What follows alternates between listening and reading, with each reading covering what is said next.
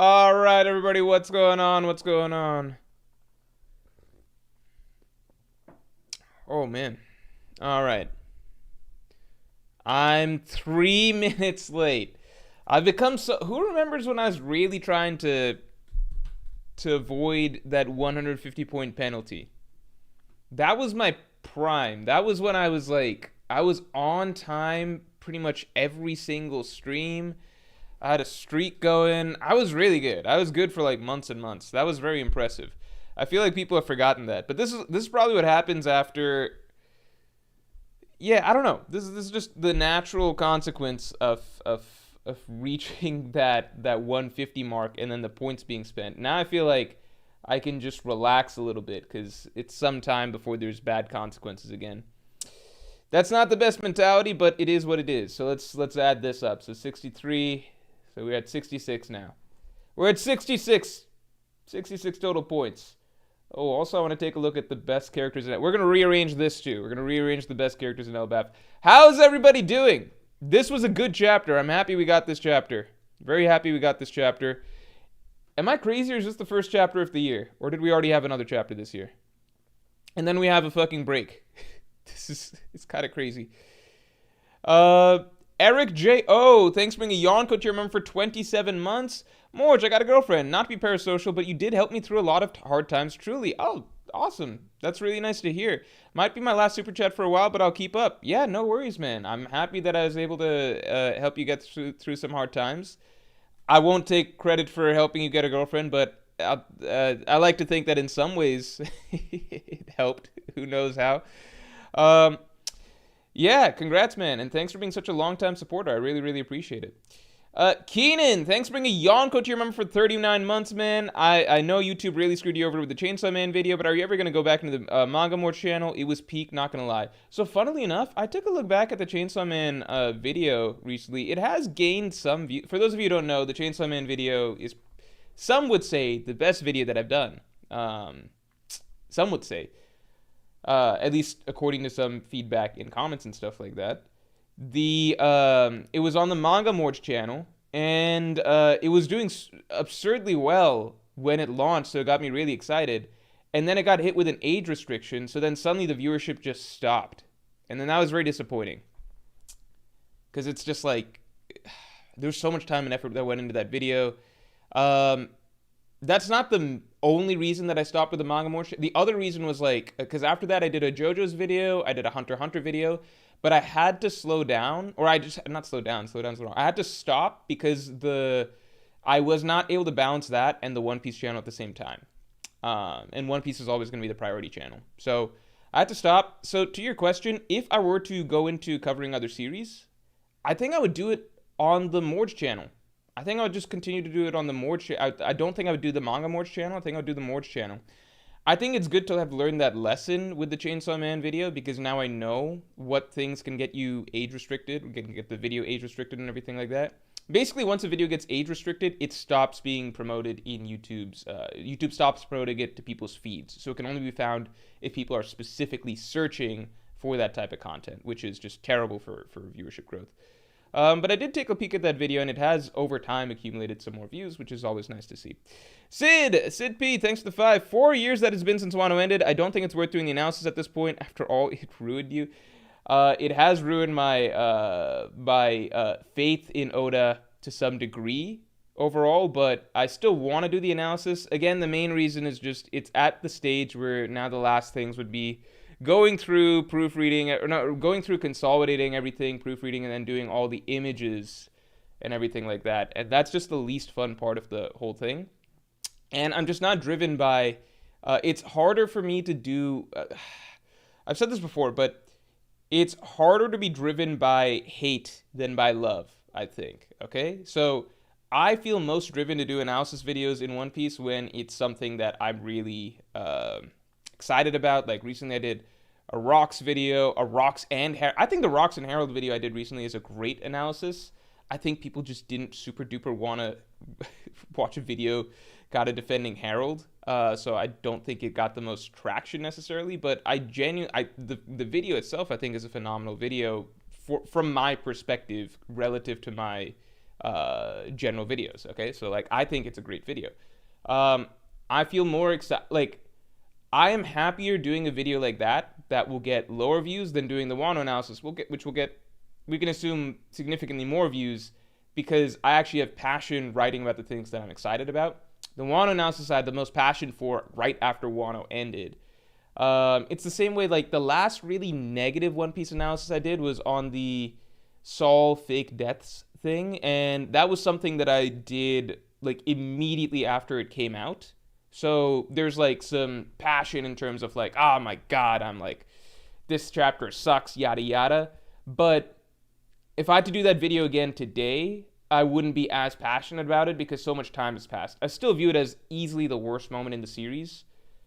It's hard to define if that's the worst moment or if it was the Egghead chapter where it was first really 90% confirmed that Saul's alive, or if it was the chapter itself where he's finally shown to be alive. I don't know which is the true worst moment of the story, but it's obviously one of those two. But yeah, either way, I think that like it's just harder to be passionate about something negative for a longer time. Like, does that make sense? So I'm always gonna have more energy and more joy writing videos about things that like I really love about One Piece, and there's so many good things that are happening lately in the series. The one thing that does is highlight further more and more like why Wano is bad in my mind, and it wasn't just like a temporary fleeting thing. It's like, no, the further we go in the story, the more you can see why a lot of what was going on in Wano was just terrible. Mr. MMF2, thanks for being a Yonko tier member for 39 months. Yo, more Jesse, who would have thought that Lola rejecting Loki was one of the biggest canon events of the story? Also, Sanji is the biggest Straw Hat carry, literally. Yeah, the dude's always carrying people. I think it's because he can fly, so it's just easy to have Sanji carry characters. The Lola rejecting Loki thing, though, is it one of the biggest canon events? Because it hasn't come into play. I'm surprised we did not get that in this flashback. Also, let's get the stream likes up to 50 real quick. Prophet Glutton, thanks for the 5. What's the purpose of Hadruden when Oda gave Loki every single genetic and stat buff imaginable? He even gave him 2 of the most broken devil fruits. Loki is just... Okay, we'll piece that out in a second, right? So, I don't know the full purpose of Hadruden. I really don't. We'll find out maybe by the end of the arc. Because I would think that with Hadruden, one thing that could be cool would be like the one thing that Loki is not really fit to do is lead Elbaf, according to him. Maybe he has a character arc where that changes or something, we don't know. But he's like, I can't lead Elbaf because like I'm just like a headstrong warrior and I want to go fight, and that doesn't match the ideals that my father wanted for the country, right? So let's say Hadruden was instead more of like a peaceful, pacifistic type figure. Then that's a great contrast to Loki, because it's like, well, Loki's the warrior one and Hadruden is the older brother who's like physically weaker and stuff like that, but he's still, you know, he's physically weaker, but he has different values that Loki didn't, right? Like he's fit to be a better leader, more wise, more pacifistic, stuff like that, right? Then you get the nice contrast. It would be kind of like Odin and Momonosuke, where Odin was this like really strong warrior from the time he was born, and like as he grew up by like 5 years old, 8 years old, he was just kicking everybody in Wano's ass, and he was just this super strong fighter, right? And Momonosuke, he's more like a normal fucking 8-year-old. He's like weak and stuff, but he has more of what it takes to be a good leader for the people of Wano, right? So there's a good father-son contrast there. Loki and Hadruden's not really that, right? Because Hadruden also wants to be a warrior. He is a really headstrong, but like actually he grew up in a time where Elbaf is supposed to be peaceful, but he still grew up with the mentality that like, I want to be a warrior, I want to go out and fight, I want to restart the giant warrior pirates, right? Like, so he's basically very similar to Loki, but just a shittier version of everything that Loki is. I know that Hadruden has to have a purpose though, so I guess let's just wait and find out. Yeah, and Loki is just Loki's strength is, it's pretty absurd. It's pretty absurd when you really sit down and think about it. I think that I'm at a point where I'm ready to just accept that Loki is... So here's the one thing. If you take everything that we've read about Loki and just take it at face value, Loki is, no matter how you spin it, one of the strongest characters in One Piece history. And arguably as strong or stronger than the old legend characters, right? The one catch with Loki is the Shanks situation because Shanks captured him, right? So it's like, that, because knowing that Shanks captured him opens up this whole other realm of questions, which is like, okay, does that mean that Shanks is stronger than like all of these old legend characters? Is Shanks stronger than like Dommy Reversied Rocks and like buffed Harold and stuff like that? That's kind of, that's kind of where that route of thinking goes. Right? And then it's like, okay, well then what does that mean for Mihawk? That becomes the inevitable question. And then it becomes more bizarre that Shanks and Mihawk's duels were actually before, like, Shanks became really strong, right? Like, it opens up a whole bunch of questions, right? So what I'm doing at the moment is this, just to keep some semblance of, like, consistent reasoning. I'm just going to assume that we don't know what happened with the Shanks situation, with Shanks and Loki. We don't know, which is true. We've heard that Shanks captured Loki, but there's a lot of factors that could go into play, especially because now it seems like Shanks and Loki were actually once on friendly terms. We don't actually know what happened, right? In One Piece in general, lots of times we hear about something and then it takes a while for us to get the true context. Like, we heard the story about, like, the Rocks pirates all fought against the Roger pirates and the Marines and stuff, yada yada, and we concocted all of these theories about, like, matchups and what happened. Turns out that fight never even happened, right? We heard that Loki murdered his father in cold blood so he could steal the family fruit. That's not true. That didn't happen, right? So, I'm not saying that Shanks didn't fight and defeat Loki. I'm saying we don't know. We don't know. Until we find out that story, I'm going to leave that bit of information alone and look at everything we know about Loki, which is the dude should be stronger than the Yonko from everything that we've seen. He should be strong. He's got the physically strongest body in One Piece history, by far. Like, at 1 day old, he's surviving Kaido level falls, right? Physically strongest body in One Piece history. Yonko level conquerors haki, clearly. And then he's got 2 of the strongest devil fruits ever. Like, to put it simply, Ragnar is like Big Mom's fruit, but on steroids. Way more powerful than Big Mom's fruit. And then his mythical Zoan is, from everything it's been hyped up to be, way stronger than Kaido's mythical Zoan. And Loki has both of those things. He has 2 fruits, each of which individually are better than like Big Mom's or Kaido's. And then the only other character who has 2 fruits is Blackbeard.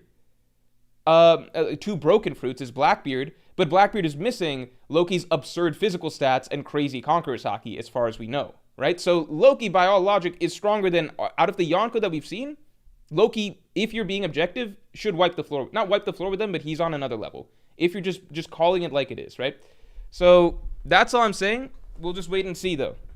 We need more information, I would agree, but if you're just putting aside preconceived notions, Loki, from everything we've seen, and, like, the fact that he went toe-to-toe with buffed Harold, like, which is similar to going toe-to-toe with, like, Dommy Reversied Rocks. Maybe not quite that level, but comparable, right?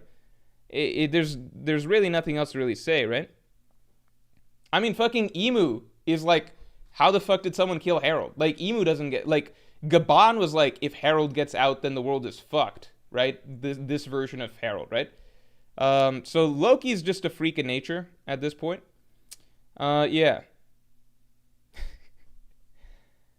Also, I love Loki as a character. He's a phenomenal character. This chapter really sold me on him as a character.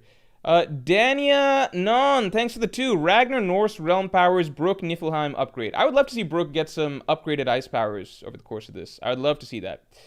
Ajay, 05, thanks for the 2. Luffy paid attention to the flashback equals Loki is the next Straw Hat. I don't think that means Loki's the next Straw Hat, because, like, Luffy listened to Inuarashi's flashback, you know? If you go back to chapter 920, you know, Luffy's listening to that flashback, and then it's not like a fucking Scabbard joined the crew or whatever. Luffy sometimes listens. Flip side, Luffy didn't listen to Nami's flashback, and she is a Straw Hat, you know? Obsidian Angel, thanks for the 5. I'm still hoping there's more to beating the Holy Knights than using more advanced Conqueror's haki, but I liked my idea of combining armament and observation more. Dude, I think it's just not going to be anything more than that. I think it's just going to be crazy Conqueror's haki will do the trick. It'll probably be relative to the strength of the opponent, I imagine. So, like, it's the same. It's got to be that, right? Because, like, Gaban was able to easily, even in his old age, piece up Sommers, but then someone like Harold Gaban's attacks, and even Gaban plus Shanks' attacks combined couldn't do jack shit to Harold, right? So probably just the stronger the character, the more Conqueror's Haki needed to overcome their immortality. Silly, but it is what it is. It's One Piece. Retro Records 28, thanks for being a Yonko tier member for 39 months. Hey Morge, now that we're at the end of the flashback, what do you think of Loki, Imu, and Gaban's reactions? What do you think Loki, Imu, and Gaban's reactions will be to Gear 5 Luffy? So Imu knows about Gear 5 Luffy, so we're not going to get like some crazy shocked moment, I imagine. And Joy Boy presumably had the same fruit, right? So Imu should have seen this stuff before. I'm very curious to see how Imu addresses Luffy, what level of threat Imu treats Luffy with. I'm surprised Imu's not more interested in the fact that Luffy is on this island. He just seems to be fixated on subjugating the Giants of Elbaf. But it's like, this is the successor. He's a D, successor to Joy Boy, awaken the Nika fruit, Yonko. Like, give Luffy some attention, Imu. Gaban's reaction to Gear 5 Luffy, Gaban's already seen it.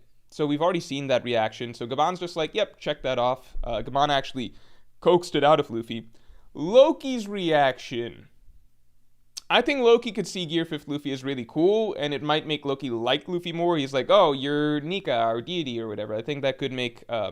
No, but Loki wants to be the sun god Nika. So, fuck, maybe Loki will try to kill... No, he wouldn't try to kill Luffy. But I think that's really interesting. I think that's I'm very curious to see, because Loki considers himself to be the sun god who will destroy the world. So what would he feel like when he sees the dude who's actually eaten the sun god fruit? Henchme987, thanks for the 2. Where the fuck is Zoro? Did he get lost again? So I think I saw him going up on the same thing that the rest of the giant warrior pirates were going up on. He's just so small in comparison. But I think you can see him there in the chapter. Here, let me see. Let me see. Shizer, thanks for being a Yonko tier member for 3 months. Hi, Morge. I wanted to ask, who's got deadlier poison in your opinion? Poison Pink or Magellan? Sorry, this isn't related to the stream. Side note, Loki GOAT. Yeah, Loki's a phenomenal character. Really excited for him and his future role in the story.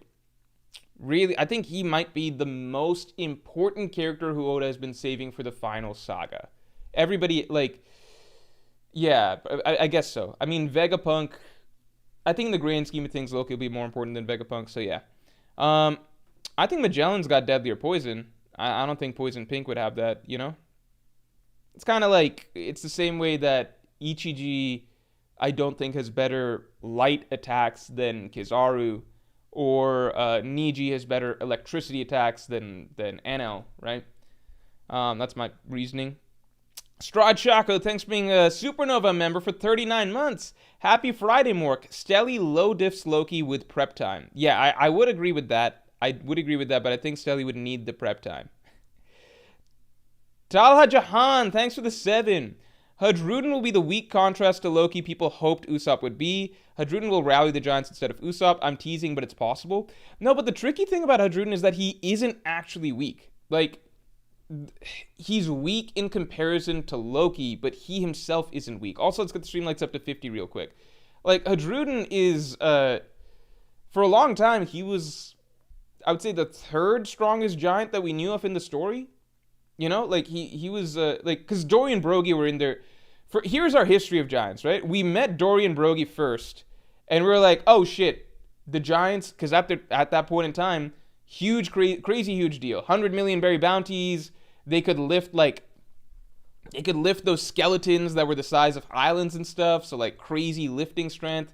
They did that giant attack that destroyed the goldfish. So for a long time, Dory and Brogy were just, like, actually the peak of... If you went back to, like, a 1999 One Piece power scaling list, right? Like, let's pretend One Piece was coming out today, right? Not today. Let's pretend the internet existed back then, right? So if you went back to 1999, people's tier lists would have been something like, you know, Mihawk, Shanks, Dragon, or no, they wouldn't even know. Would they know Dragon? Was Dragon's name mentioned then? No, I don't know. Mihawk, Shanks, Mysterious Dude at Loketown, Gold Roger, that would probably be it. And then right alongside them would be like Dory and Brogy. Because we just didn't know better back then. And it's like, these are the strongest fuckers. Like, these are the strongest fuckers that the Strahds have met for, like, a long time, you know? So Dory and Brogy just seemed like legends. And then we met some giants later on, the bums, Oimo and Kashi. And it was like, okay, so No, you know what? Actually, Oimo and Kashi were clearly nowhere near as strong as Dorian Brogy. But the thing is that at that point in the story, fighting a giant, just like a normal fucking giant, was actually still really hard. Because the Strahds they weren't like now in the new world they can fuck up like whatever. Like they can fuck up Pika, they can fuck up Watatsumi, like giant shit, no problem, right? But pre-time skip, opponents of that size were actually a problem. Like you remember that the groggy monster Big Pan, that was a problem. Oimo and Kashi are even bigger than Big Pan. So I'm really wandering here, but for a long time, Giants were legitimately like a big deal. It's just that we didn't really meet anyone like Dorian Brogy's level. I think Hadrudin was really the next actually strong giant that we met because he's pretty respectable, I guess. Like he he's like a strong New World fighter, right? He's not fodder. He's a strong New World fighter. I would assume he's in the same tier of strength as like Cavendish, Bartholomew, and stuff. And it's not like people are going around calling Cavendish weak. It's just like they're not crazy strong. You know what I mean? Like Hadrudin beat Makvis, which doesn't mean that much, but you guys get what I'm saying, right? Maybe actually Hadrudin's probably not the same tier as Cavendish. He's probably like a little bit because Luffy was able to one shot him in like base form before Luffy had advanced Haki or anything like that. So Hadrudin's actually probably not.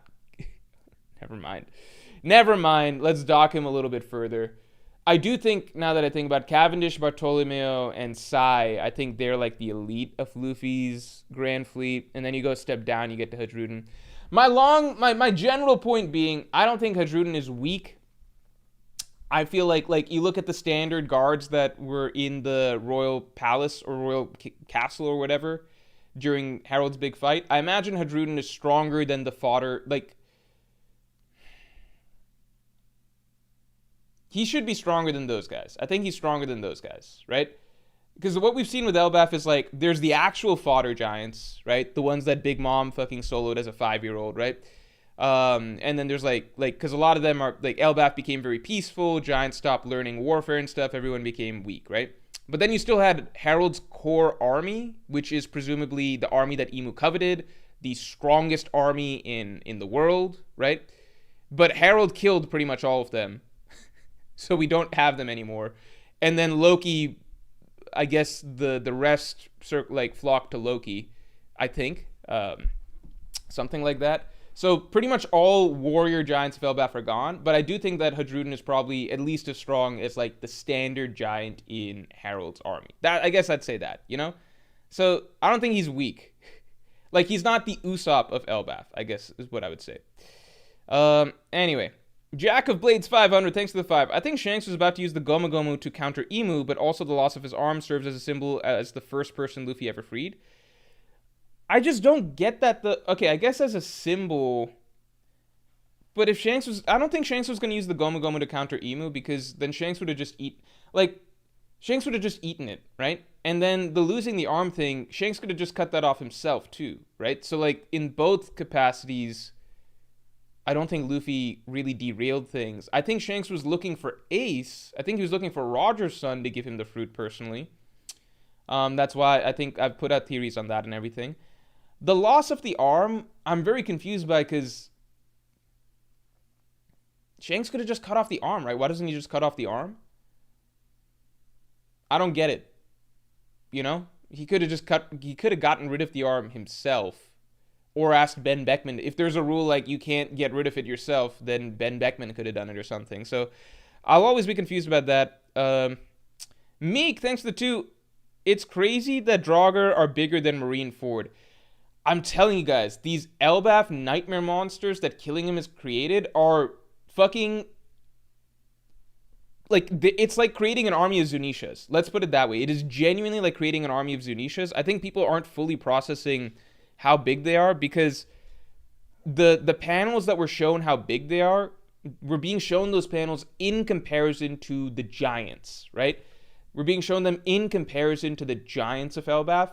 So it feels like, oh my god, they're huge monsters, but our brain is still not fully processing just how huge, because what we're getting for scale is the giants in comparison to them, right?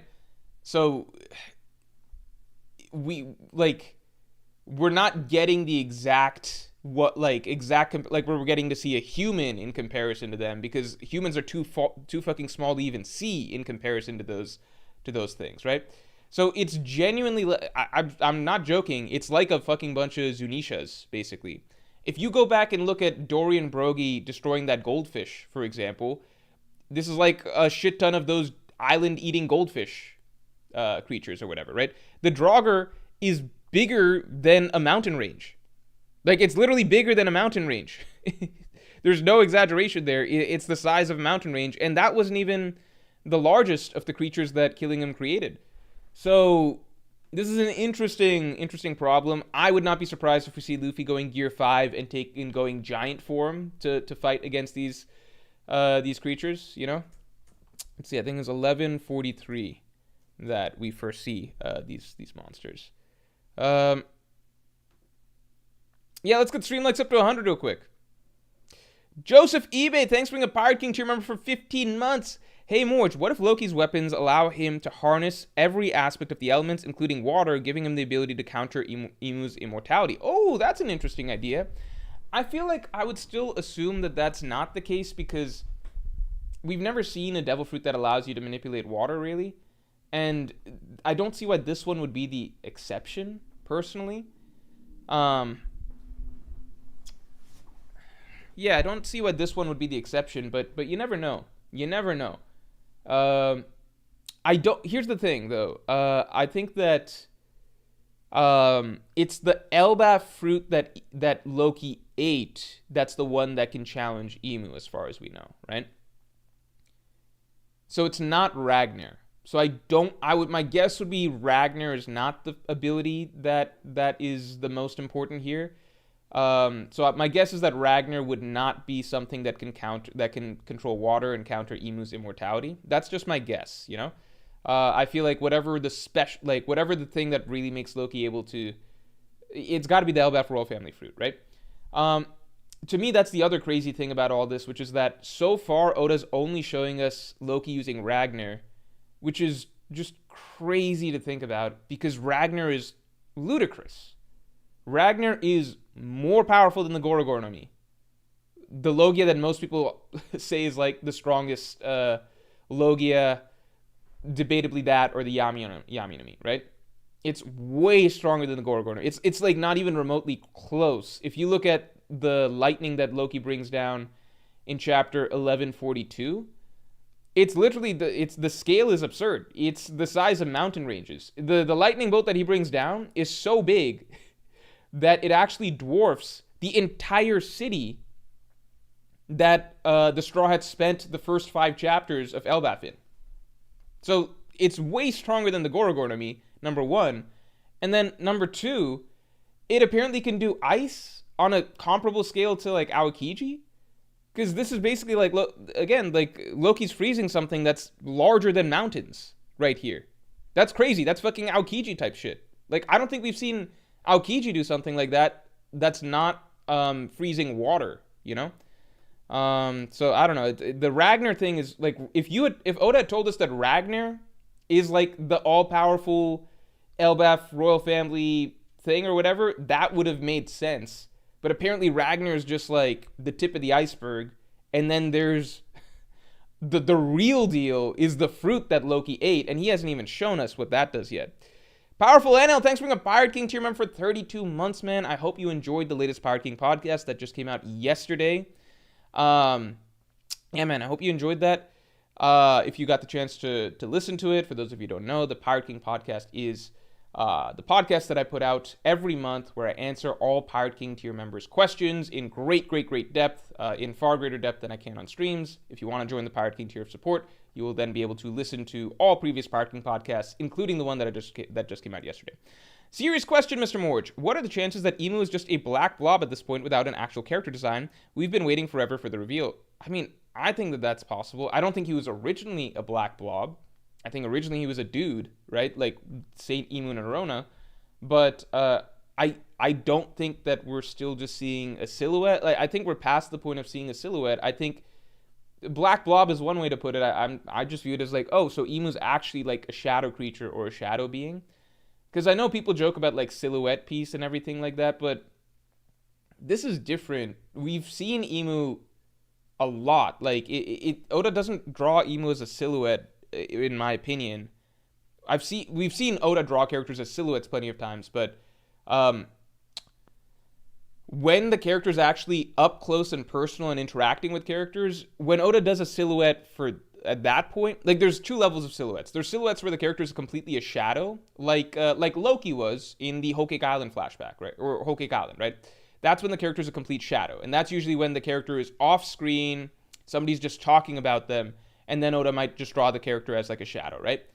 Then there's silhouettes where the character's actually in the scene, but Oda doesn't want to show their full design yet, so you see a sort of, it's mostly grayed out, but you can see the details of an outline and everything like that. You can see the details of a face to some degree. You just don't get the full picture, right?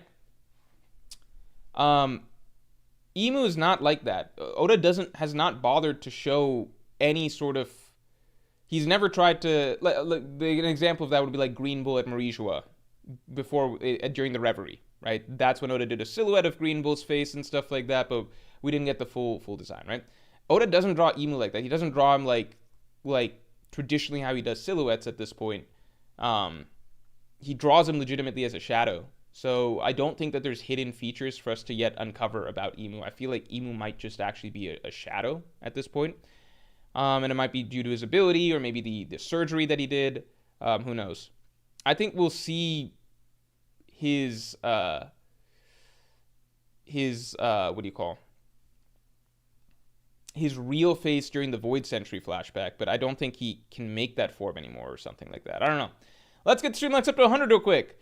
Max Rain, thanks for the 5. What do you think is the link between Elbaf and the D lineage? To me, I personally think that the D is just the Joy Boy's allies. I think Joy Boy's allies are the D in that they are I would not be surprised if like the Dawn Pirates or something like that are just the members of the D tribe, basically, because that would explain the variances in race and stuff, right? Like, because the D no longer sounds like a family or even a tribe. It sounds like they have to be connected through some sort of ideology link or something like that, or some sort of like chosen group affiliation. So to me, the simplest answer would be that they're Joy Boy's former crewmates, split up, right? And then their lineages became what we know of as the D tribe today. That's my guess. And so with Elbaf being of the D, I wouldn't be surprised if like the former king of Elbaf or whatever was whoever founded Elbaf or whatever was part of Joy Boy's crew, and then that's where the lineage comes from.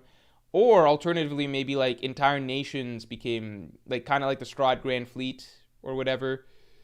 Entire nations that were associated with Joy Boy or whatever became known as the D members of the D tribe as well. So that's my guess. Dear Treviso, thanks for the 5. You think Loki was nerfed so that he wouldn't defeat Emu/kill Gunko, and Emu has to be saved for the fight versus Blackbeard, Shanks, Dragon, etc.? I legitimately think that the single bit, like, outside of just everything that we've seen about Loki, if you line up to me, it's very simple. If you line up everything that we know about Loki on paper, strongest physical body ever, Yonko level conquerors haki, 2 fruits, each of those fruits is stronger than Big Mom's fruit or Kaido's fruit individually, right? So that package easily makes him one of the strongest One Piece characters ever, right? Feats being equal to powered up Herald, to amped Herald, right? So feats, he's got it. All of his abilities on paper, he's got it, right? He should be one of the strongest characters ever, like arguably Pirate King level, if not above Pirate King level, as crazy as that is to sound. If you take all that into consideration, to me, the big kicker that suggests that genuinely could all be the case is this. Oda had to nerf him this arc. That's fucking insane. There's no reason for Oda to do that to Loki, because this is his debut arc. There's no reason for Oda to say Loki is going to actually be weaker in this storyline than he normally is by a significant amount, other than Loki legitimately is crazy fucking strong. There's no reason to do that. There really is no reason to do that because the enemy is Emu. So if the enemy is Emu, you would think that you want all the characters. You would never handicap the characters to go up against Emu because the challenge is befitting the protagonists, right? Like it kind of doesn't. You could have fucking like we already saw that Rox couldn't do shit to Emu, right? There's no reason to ever nerf a character against Emu. I'm not saying that Loki can beat Emu or anything like that, right? But I think it is very telling that Oda decided that Loki is not allowed to be at his full strength until presumably the final battle, right? The only reason you would do that is if the character's strength is genuinely, it would throw things off too much, right? There's no other reason to do this for Loki. Genuinely no other reason, right? Because in One Piece, characters like recover from wounds like that. If like it can literally just be like, Loki's wounds, he eats some meat, he's fine. He could do shit like that. Oda's not saying that. He says Loki is way weaker than he otherwise would be. I would not be surprised if Loki is shown to be on par with Luffy as he is right now. If I'm to really get into it, and this is, there's a video coming out tomorrow really breaking down Loki, but there's another video that I want to do talking about how the Luffy-Loki dynamic actually might be a lot more significant for the end game of the story than people realize. Because, I mean, even in this, like, Elbaf flashback and everything, there was so much talk from Rox about how, like, you need 2 to defeat Emu. You need 2. You need 2 Devil Fruits to defeat Emu. I need me and Harold. Me and Harold need that, right? We need that bond to do it. The mural depicting this ancient giant fighting by Nika's side, I think Loki is going to be a lot more important in the grand scheme of things than people realize. So I think the better way to look at Loki might not be as much as like, I think the better way to look at Loki is like, this is a character who will need to be not as strong as Endgame Luffy, but like relative potentially to Endgame Luffy. I think that is genuinely a way that we could look at it. And because Luffy still has to grow to that point, the simple thing that Oda did to start with is nerf Loki. Because he's introducing Loki right now, but you can't have him at his final arc strength, so you have to nerf him first, right? To keep him on even footing with Luffy. That's my simple viewpoint right now. I might be way overrating Loki. That's entirely possible. But the nerfing thing is really, like, you just look at everything Loki's got, and the fact that Oda, for some reason, is just severely handicapping him in his debut arc when we've got the strongest villain ever. And it's like, is this because it's maybe necessary? Because Loki's just not allowed to be at his full strength till it's time for the final battle to happen? I think that's possible, especially if Loki is legitimately supposed to be a Luffy counterpart or something towards the end of the story. Exactly. How did Shanks defeat him then? I am straight up ignoring that for right now, right? Simply because the one thing that we've known over and over and over throughout One Piece, the one thing that's been consistently throughout One Piece is that very often when we're told of some story of like, oh, this thing happened, right? But we're given almost no details about it. Very, very often, the story that we're told does not line up with reality. I'm not trying to say that Shanks didn't defeat Loki. I'm just trying to say we legitimately don't know, right? We legitimately don't know. Again, this flashback has told us over and over, this flashback of Rox and Harold, perfect example. 2 characters, Rox and Harold, where over the course of this flashback, we learned that everything that we'd previously thought about their death, right? Compare what actually went down with Rox and the Rox Pirates and the fall of the Rox Pirates that we learned in this flashback to what Sengoku told us back in chapter 957. It's not even fucking close, right? The truth was very different than what actually played out, right? Harold's death, very different from what we were initially told, right? So until we actually get the context of the Shanks situation, I'm literally not going to give it weight because it's the classic One Piece thing, right? If we get down the line and we find out that, oh, Shanks actually defeated Loki straight up in battle, then okay, maybe we reconsider how strong Shanks is. Maybe Shanks is like legitimately, above Pirate King level or something like that. That's entirely possible as well. And then you can get into the Mihawk upscale, yada yada. We can get into that at that point in time. But up to now, based on One Piece history, I'm not going to consider that too much until we actually get to it. I'm gonna weight everything that we've actually seen and what we know about Loki so far. That's the simple long and short of it. I'm gonna give that more weight than the event that is as of yet to be explained. And Oda chose to hide that event, by the way, here as well, right? We really don't know. Maybe it was the whole red-haired pirates together. Maybe it wasn't actually Loki. Like, maybe Shanks wasn't the one to take down Loki. Maybe it was a team effort. Or not team effort. Maybe, for all we know, Shanks and Loki were fighting side by side against somebody or something like that. And then something happened. Like, we really, really don't know, because if anything One Piece has shown us, it's the same way, like, just because we heard Nico Robin at 8 years old defeated a Marine battleship by herself. No, she didn't, right? I'm not trying to downplay Shanks. I'm just saying I'm not going to put that feather in his cap until we actually find out what happened. It's similar to the incident where Blackbeard scarred Shanks, right? Until we find out what happened there, I'm not going to be like, oh, Blackbeard just has better hockey than Shanks or whatever like that. Does that make sense? So that's an incident that we're setting aside. I'm just looking at what we know of Loki so far, what Oda's been telling us about Loki so far. That's all. I think that's easier, keeps things clean.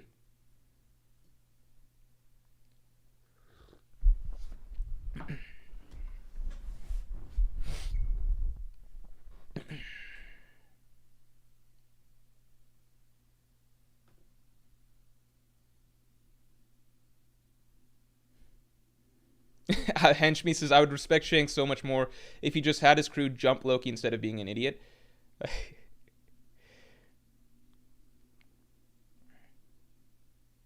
Taptir Treviso says, Emu saw Harold how the Celtics saw Len Bias. I'm going to be honest. I don't have enough... I mean, I know the story of Len Bias. Michael Jordan's, like, what do you call? Rival that never was. Oh, no. That's not Len Bias. Did I mix that up?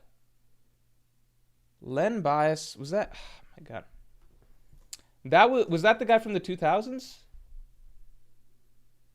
No. Yeah, this was the Michael Jordan rival that never was. Yeah, the guy that was supposed to be as good as Jordan. But who passed away prematurely. Emu saw Harold how the Celtics saw Len Bias.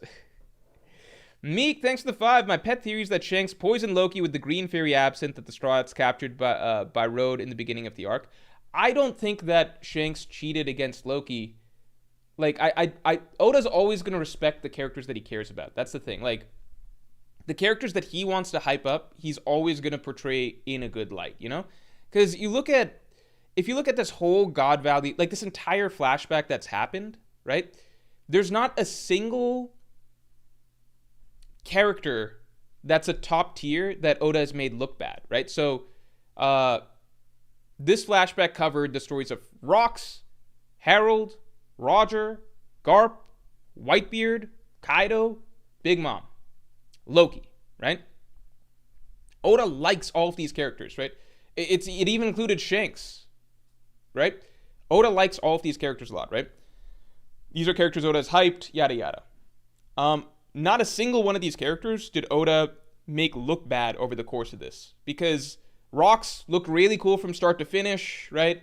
When I say look bad, I mean in terms of power scaling specifically, right? Rox got a very undignified end, but I mean in terms of power scaling, right? Oda never wants to undercut his top tiers if he can help it, because I think he just likes them all in different ways, right? So Rox, he looks like a badass throughout this. A lot of people would argue that Dami Reversied Rox is basically the strongest character that we've had in One Piece outside of Emu and I guess Joy Boy, right? I think that's not too controversial to say, probably, right? So like Rox looks like a badass throughout this. Roger and Garp, they get to team up to fight and defeat Dami Reversied Rox, right? And it also is implied that they're not yet in their prime either, so they can't really look bad either. So you can't really be like, oh, Roger and Garp, they should have done better, or like I'm disappointed in them. Oda makes sure that, okay, they're not yet where they need to be, right? So you get a cool showing for them, but it doesn't undercut them in any way. And then the Yonko, like Kaido, he's clearly shown to be the weakest, but he's a kid, so nothing that really happens in God Valley makes him look bad. Whitebeard, he's not at the level of Rox, Roger, and Garp in this flashback, but he's still he never looks bad over the course of this, right? Because he's still young, right? He's not that young, but he's still young. And he's never humiliated or embarrassed or anything like that. Like, there was that one moment where it seemed like Dom University Rocks just, like, tore through him. But no, like, Whitebeard stood strong and it was treated as, like, a equal clash or whatever, right? Shanks, right? Shanks he's not effective against Harold here or anything like that, but it's fine because it's clear that this is young Shanks, right? So it's funny, we're able to have this very long flashback where you get all of these characters in so many fights and scenarios and clashes, but at the end of the day, there's so many circumstances for each one. It's like, well, that guy's too young and not in his prime and stuff like that, and like, oh, well, that guy was amped by Dami Reversi and stuff. Like, there's so many things that go into it that it all kind of evens out. It's like, okay, Harold was defeated by Loki, but Harold took control of his body at the end, and he allowed Loki to get the final hit, so it's not like Harold looks bad at the end, right? Do you see what I'm saying? Like, you have so many fights over the course of this flashback. At no point is Oda trying to hard establish that, like, oh, you know what, Rox is just stronger than Prime Roger. You know what, like, Loki is just better than Harold or whatever. Like, he likes to... That's why it's so hard to power scale One Piece sometimes, because Oda just holds his favorite characters so tight, and he just always wants to give outs to a lot of their poorer showings. Like, even Gaban. Like, Gaban's older when he's fighting Harold. Gaban's actually not that old at the time he's fighting Harold. I think he's, like, late 50s? Because the Harold fight is actually not that far back. Or it is pretty far back, sorry, is what I mean. Gaban's probably late 50s, I think. So, like, he's in the Admiral age range, to be honest. Like, on the later side. Maybe he's, like, 60 or something. But it's not, like... So, Gaban's probably a little post-prime. Shanks is a little pre-prime, you know? But everyone's gotten out, you know? So, Meek, long way of saying, I don't think that Oda's going to go and be like, Shanks had to poison Loki to win, because Oda doesn't like making his favorite characters look bad, his favorite top-tier characters look bad in that sense. So, whatever the circumstances, however Shanks and Loki goes down, I don't think it's going to be in a way that Shanks looks bad or actually makes him look like a coward, right? Because Loki considers Shanks to be a coward for some reason. I don't think that's actually going to be the case. But all I'm saying is that we don't actually know that Shanks defeated Loki, right? We don't actually know that for sure. Continuing on, let's get Streamlabs up to 100 real quick. 001 Dev, thanks for the 5. Sanji and Shanks are so alike. Knight raised by pirates. I would say a noble raised by pirates. I think that's more fair. World's strongest swordsman is the rival. Oh, that's a good point. Yeah. Wants fun adventures over power. I don't think that's the same. I don't think that's quite the case for Shanks, but for Sanji, but I agree with what you're saying. They don't Sanji doesn't prioritize fighting or being the strongest, I would agree. Sanji is more of a personal passion, which is like cooking, right? And women, I guess. Both sacrificial. Yes, and they hate their given power. Oh, they had good ass parallels there. Great parallels, Dave. I think a lot of those parallels have come together more with this Elbaf arc. Great points. Noah Phillips, thanks for the 10. Wow, every time someone says something happened and it didn't actually happen, that way it's Dami Reversi, woohoo, great plot device, 10 out of 10. Obviously, Loki was Dami Reversi too. I mean, if Loki was Dami Reversi'd and then Shanks beat him, that'd be the most impressive thing in the entire story by far. But I don't think that happened. Every time someone says something happened and it didn't actually happen, that way it's great. Every time someone says something happened and it didn't actually happen, that way it's Dami Reversi, woohoo, great. I get some sense of sarcasm there, but I do think it makes the story more interesting in a lot of instances. I'm not saying Shanks versus Loki in a straight up fight wouldn't be really, really epic, right? I'm just saying I'm literally not going to give that weight until we actually get the context, okay? I do this both ways, because the Shanks was scarred by Blackbeard thing. That's another thing that we know happened, right? And Shanks says, I wasn't off guard. I'm not just going to be like, oh, I assume that Blackbeard just beat Shanks in a straight up, like, duel hockey-wise or something like that, okay? That's all I'm saying. Until we see certain events, I'm going to let that be... We'll get the details when we get the details. I'm not going to let that trump everything else that we've seen in the story so far. That's all I'm saying. But I do think the story is more... I think the story is more interesting when we learn the truth about Nico Robin's backstory, rather than her actually being like an evil kid that killed people, right? I think the story is more interesting, what actually went down with Harold and this whole event, rather than Loki just having murdered his father to steal a fruit. I think the whole story with the Rocks pirates versus the Roger and Garp Marines and everything, I think the whole way that played out is more interesting and more dramatic than just the good guys fought the bad guys, you know? Eric, thanks for 2. Why are people coping about Shanks? I mean, it's not coping about Shanks. Look, it's entirely possible that Shanks did straight up beat Loki, right? That's entirely possible that Shanks did straight up beat Loki. But, how do I put this? A lot of people want to use that statement as a way to cap Loki's strength. Because, like, Eric, put it this way. A lot of people are like, well, Shanks can only be this strong. Let's say like Kaido Big Mom level or something. A lot of people are like, Shanks can only be around that level, right? He's not on the level of Roger, Whitebeard, etc. Not as strong as Mihawk, yada yada. Okay, so that's a take by a lot of people, right? With Loki, because we've heard that Loki was captured and defeated by Shanks, a lot of people are like, okay, that hard caps Loki below Shanks. You see what I'm saying, right? What I'm saying is that everything that we've seen about Loki suggests that he is he should be at least as strong as those old gen pirates, like Prime Roger, Prime Whitebeard, if not stronger. Everything we've seen about Loki, everything that's been established, every character has stated since his introduction suggests that should be the case. The only outlier in all this is that he was captured by Shanks. But that's the one thing we don't know details about. We've seen everything else. We've seen Loki versus fucking Amped Harold, right? We've seen Loki from fucking birth, day one, right? We've seen what Gaban says about him, what Emu says about him. We've seen the power of his fruit. We've seen how powerful the fruit that, like his hammer. We've seen the power of the hammer, obviously. We've heard about how powerful the fruit he ate is. All signs point to Loki basically being very close to top of the food chain. So then we've got the one outlier piece, which is Shanks, right? Maybe what this all means is that Shanks is actually crazy, crazy strong. Like, legitimately, like, even above Loki, like, above Prime Roger, Prime Whitebeard, etc. Maybe that's the case. Maybe it means that Shanks didn't actually just straight up defeat Loki. We don't know. Until we find that out, I'm not really going to give a lot of weight to that. I'm not going to try and, like, pour over trying to figure out what happened there, because there's no point.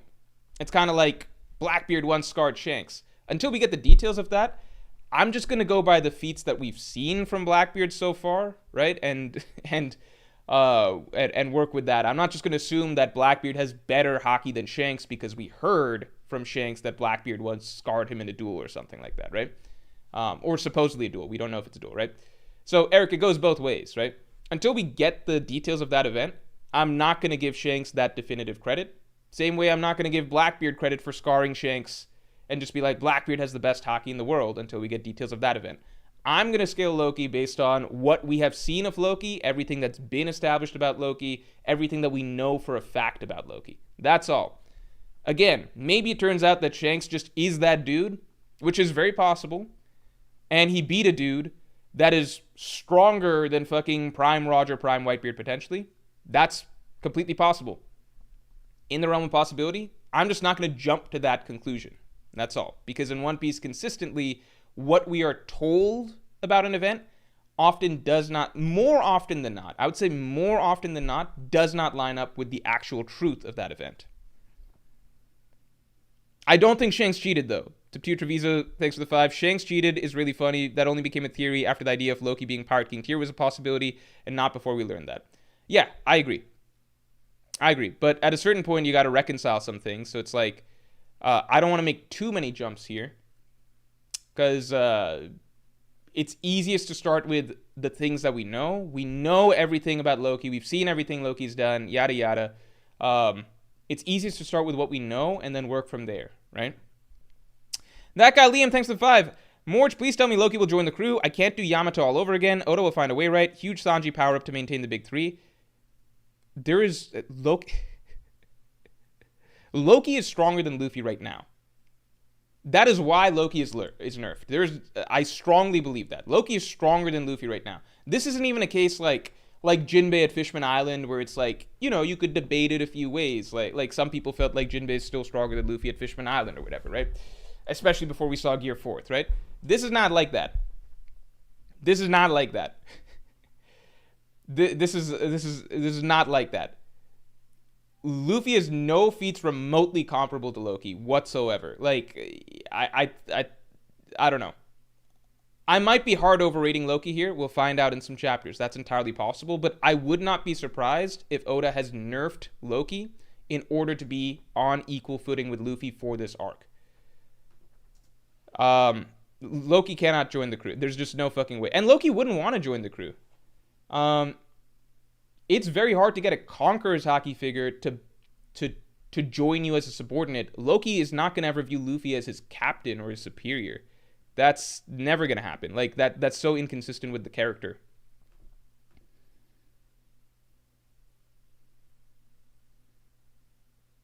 Dare Boppler, thanks for being a Yonko tier member for 13 months. The way Elbaf is going, is there still a chance we get a Davy backfight with the red-haired pirates, or will it be a three-way Davy backfight in the final saga? I don't think we're getting Davy backfight. I think the Davy backfight was just something fun that Oda wanted to do. Yeah, Loki's weapon is a Yonko, says QB4428. I think that's a really simple and funny way of putting it. Loki's weapon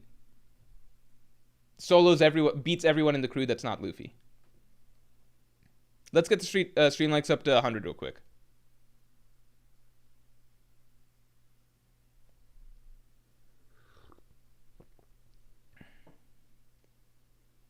Yeah, it's not Loki joining the crew. It's not good for the character. It's not good for the crew balance. And then 3, if you just look at the mural, right? Like, in the mural, we see an ancient giant side by side with Nika. Not side by side, but like the ancient giant, very prominent in the mural going up against Imu. Whatever Loki is, it's going to be something that's representative of that ancient giant. So, like, Luffy's core subordinates are the Straw Hats, but there are significant individual players in the story who are very important side characters who are not Straw Hats, right? Loki falls into that category. And I talked about this before. There are 3 very significant sovereigns that we know in the story, like sort of destined sovereigns, right? In the post-time skip world, in the new world, right? From 3 very important nations. Shirahoshi, aka Poseidon, from Fishman Island, right? Momonosuke from Wano, right? And it looks like Loki is the important figure from Elbaf, the destined prince, yada yada. They're all special in certain ways, right? Like Momonosuke, the first person who can command Zenisha. Shirahoshi, the first person who can command the Sea Kings, right? Loki, the first person who can command Ragnar in his country's history. There's a lot of important parallels there. Shirahoshi, the most important, like, I don't want to go into all the details of all this, but like, there's a lot of connections, and Loki has his own significant role to play here, right? It's separate from being a member of the Straw Hat crew. I mean, he's the one who has to go out and find the Galila shipwrights. There's other things that are important for him to do. Yeah, he'll be another Monarch character like Shirahoshi, Momo, Yamato. Yeah.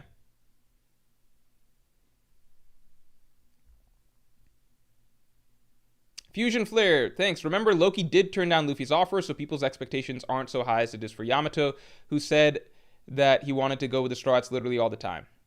Yeah, that's fair. I would agree with that. And you know what? So I think lots of times when we have this situation where like Luffy inviting Jinbei or Yamato really asking to join, usually the question's not even so much about Luffy, it's about Zoro, right?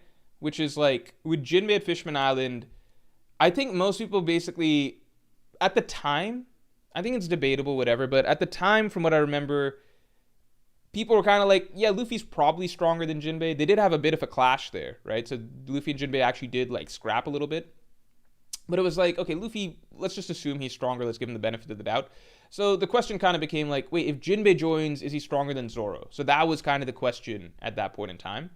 And then in Wano, I think a similar thing was also, as we were about to exit the arc, it was like the Yamato question. Like, if Yamato joins, how do Yamato and Zoro stack up against one another? Because both Advanced Conqueror's Haki users, similar, like, they have Kaido moments or whatever, like, you know, Zoro scarred Kaido, but it was like a very brief interaction. Yamato actually fought Kaido for an extended period of time, right? Like, Zoro Yamato, you could argue whichever way, right? So that's kind of been the norm that we've seen in One Piece arcs more, where it's like, wait, this person might join.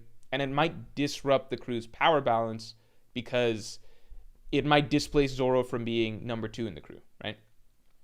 This is the first time that we've had a character who has been offered to join the crew or whatever, where it's not a question of like, will they displace Zoro? It's like Zoro's so not even remotely close to the Loki conversation that it's like, this is the first time it's like, how does it even make sense for Luffy to be as strong as this dude? Like, you know? Top tier Treviso, thanks for the 5. The feat, this can't count. It's an asterisk. Reminds me of One Punch Man, of characters in world making gymnastics in their mind to downplay Saitama, then change their minds. Who knows? Tornado says, Fishman Island Jinbei clears Zoro. I don't know about that because I kind of disagree because Zoro was actually Zoro was actually secretly just really strong coming out of the time skip, and I think we just didn't really recognize that all the way to Wano because Oda actually just didn't have him do that much, you know?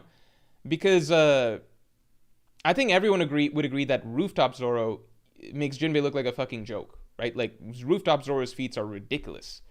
And the only thing that happened between the time skip from Fishman Island to the rooftop is Zoro picked up Enma. So it's like that's literally the only thing that changed. He got a new sword. The sword does help draw out his haki better. So it's, you know, it's up to interpretation, up for debate or whatever. Like how much did Enma help Zoro? We don't know, right? Not saying Enma's a sword that gives Zoro powers, it just helps him draw out his best self, right? That's the correct interpretation of Enma. We're not trying to make anyone upset here or anything like that, but yeah, essentially, like, it's just I don't know.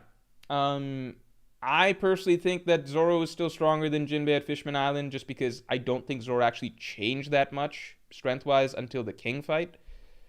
So I don't know. Der Boppler, thanks. I bet you the 100 late points the Davy back fight comes back. I'm not going to bet on... If you guys want to take bets that can allow me to lower the late points, I'd be happy to do that.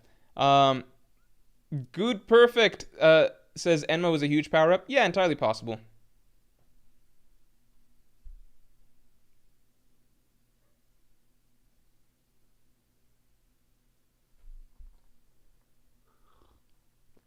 Therapist sword, says Tom. That's really funny, man. PenPal1058, thanks for being a Pirate King tier member for 38 months, man. 3 years. I really appreciate that. I hope you were able to check out yesterday's Pirate King podcast that just came out. What 3 islands would you want to see the Strahds explore before the end of the story? Assuming Oda could write for X more years, mine would be a Lord of the Ring type fantasy/medieval era island. Ooh, that's an interesting idea. That's actually really interesting because we haven't really gotten that. I feel like Elbaf is close to that because Elbaf is obviously based on Viking shit, but I think it's a blend, right? If we ignore... Because if you're just reading... Like, read recent events, right? Elbaf feels like this entire castle battle that happened, if you would just read it from start to finish, you would get more of a medieval vibe than a Viking vibe, right? From what we know of the Vikings, what we associate things with, right? Because it takes place... This whole sequence, now that I think about it, because Oda likes to do blends, right? He doesn't just do one thing, like, you know, he likes to combine things, right? He likes to do a mix and match to some degree. So, I feel like some he plays purely straight, like Wano, that's samurai stuff, right? But a lot of other places, it's a mix. So, I feel like Elbaf was his opportunity to do... It feels more like a medieval kingdom rather than anything, right? Because you've got the surrounding villages, right? Like, the villages feel very much like like medieval peasant type stuff or whatever, and they've got their little village chiefs. And then at the center of it is a kingdom, like a true, genuine kingdom, where you've got a grand medieval-style castle, you've got castle guards and everything like that, and this entire sequence that just played out, right? So the sequence that just played out is a big battle inside the castle where you've got the king battling the prince of the nation and all of the guard, like the royal guards and soldiers of the country and everything like that. it does feel very medieval in a sense, right? There's a treasure in the throne room, or treasury, whatever it is, blah blah blah. I would say that Oda blended some things here, you know. But if you're saying like true like fantasy, like Lord of the Rings type stuff, that could be interesting too. If you're saying I just make up if you're saying what 3 islands do I want to see the Straw Hats explore, if it's like making up islands, then I think that would be a good one, the one that you suggested. I think that one that's, if it's islands that we could reasonably expect to hit, I think I kind of just want to get to the end of the story, so I wouldn't want 3 more islands. I might pick something like the Emerald City, because that's something that we heard about. Might pick Emerald City, might pick Lodestar just to see, you know, what it's about. And then maybe Marijua. I think the island where the Three-Eyed Tribe is from, I think that would be important to see. If you're saying based on just make up some ideas, I think a Lord of the Rings type fantasy type thing could be cool. I think a really dark and surreal island would be a nice like change of pace from One Piece, like kind of maybe like a mix of Thriller Bark and Whole Cake, but actually like a bit more dramatic and serious, kind of like Baron no Matsuri vibes or something like that. And then I think those are the main ones. I think I would rather just get to the end of the story, honestly, at this point, though. But that's a good question. Teptio, thanks to 2. Ragnar Zoan is 100% stronger than Kaido/Yamato. Yeah, definitely. It's significantly stronger. Let's get the stream likes up to 100. Again, like, I don't want to pull up panels because it's a chapter stream, so it's sketchy, but I cannot stress how absurd the Ragnar ability is.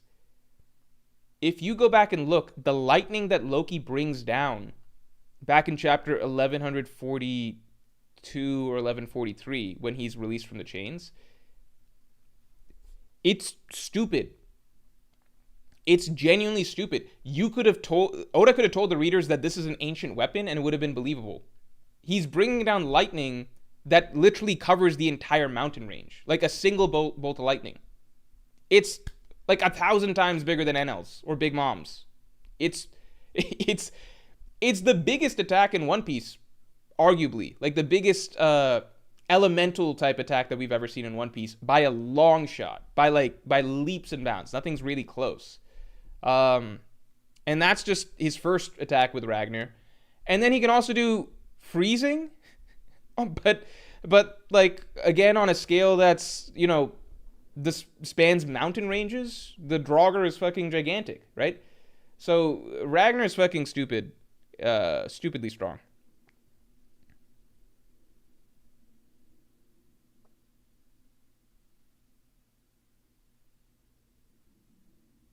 Explain the sentence, Elbaf is of the D.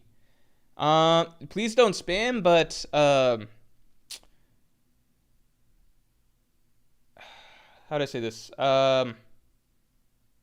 My interpretation has always just been that the D, not always, but in recent years, that the D tribe is referred. I believe Joy Boy's crew is the Dawn Pirates, and I think that the D tribe is basically just his crew split up, and then each individual lineage became a new D tribe lineage, right?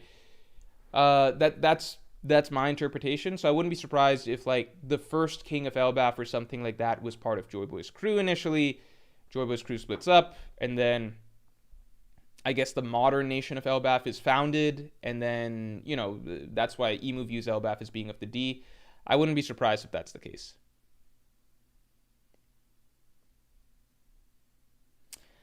Tala, thanks for the 5. Harold Roger rocks Gaban Garling. See, that's the thing. Oh, wait, no, sorry. Let me finish your question. Arc has been heavy on themes of father-son. Missed opportunity to not bring in the Usopp-Yasopp dynamic, in my opinion. Yeah, but there's still time. You never know. You really, really never know. There is still time. There's still time to bring in the Usopp-Yasopp thing, but I do agree that it's a terrible missed opportunity if that's not the case. Yeah, it's very telling that Oda was willing to make Garling a sacrificial lamb, because a little bit earlier in the stream I was talking about how Oda's top tiers, he always treats them real good. He doesn't like to make them look bad, And if he does, he likes to include some sort of excuse like, oh, they weren't in their prime, or they were kind of not at their best self for this reason or that reason, right? The fact that Oda so happily threw Garling into the trash tells you that he's not like, Oda doesn't view him that way. He doesn't mind shitting on this guy a little bit.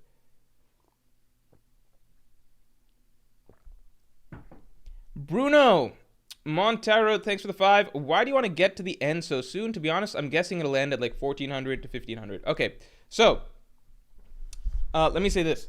Oh, the reason I want to get to the end is I don't want to get to the end. I don't like want One Piece to end, but I'm just so excited I'm also excited to get to the end of the story. And I feel like every single arc, more and more things are converging. I think we're at a point in the story where like a lot of One Piece in the past was diverging, right? So more and more plot threads, more and more questions, the world's opening up, the lore's opening up, more things being established, like the story's growing grander and grander, right? But it all has to come to a close at some point, right? I feel like we're at the phase in the story where we're finally rounding a corner and all those plot threads are beginning to converge, and it's building this sort of beautiful momentum. Of course, there's still new things being established, like a lot of the lore that we got recently about the Ancient Giants, Elbaf, Herald, this character Loki, right? All of that's very new, but at the same time, you see it all heading towards, with every single arc, we're heading closer and closer to the final conflict with everything coming together, the final war. I mean, just look at Vegapunk's speech. It's basically declaring, like, these are all going to be the main players, and everything's about to go all out into a big battle royale for the One Piece, right? That's the feeling.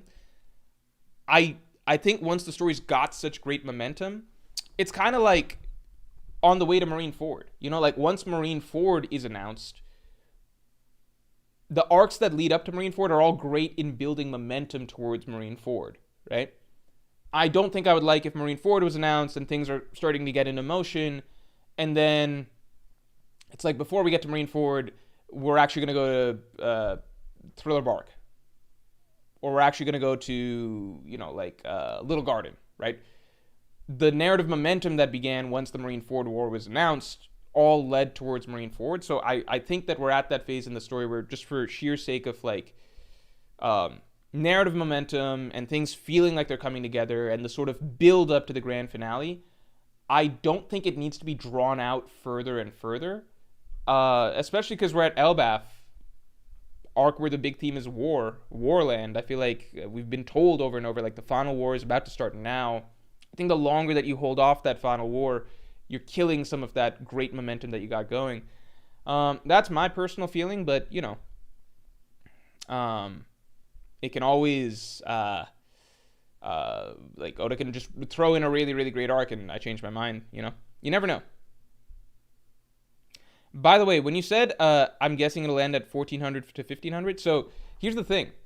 I actually think, my running theory right now, that I might put into a video at some point, I think the final, hold on.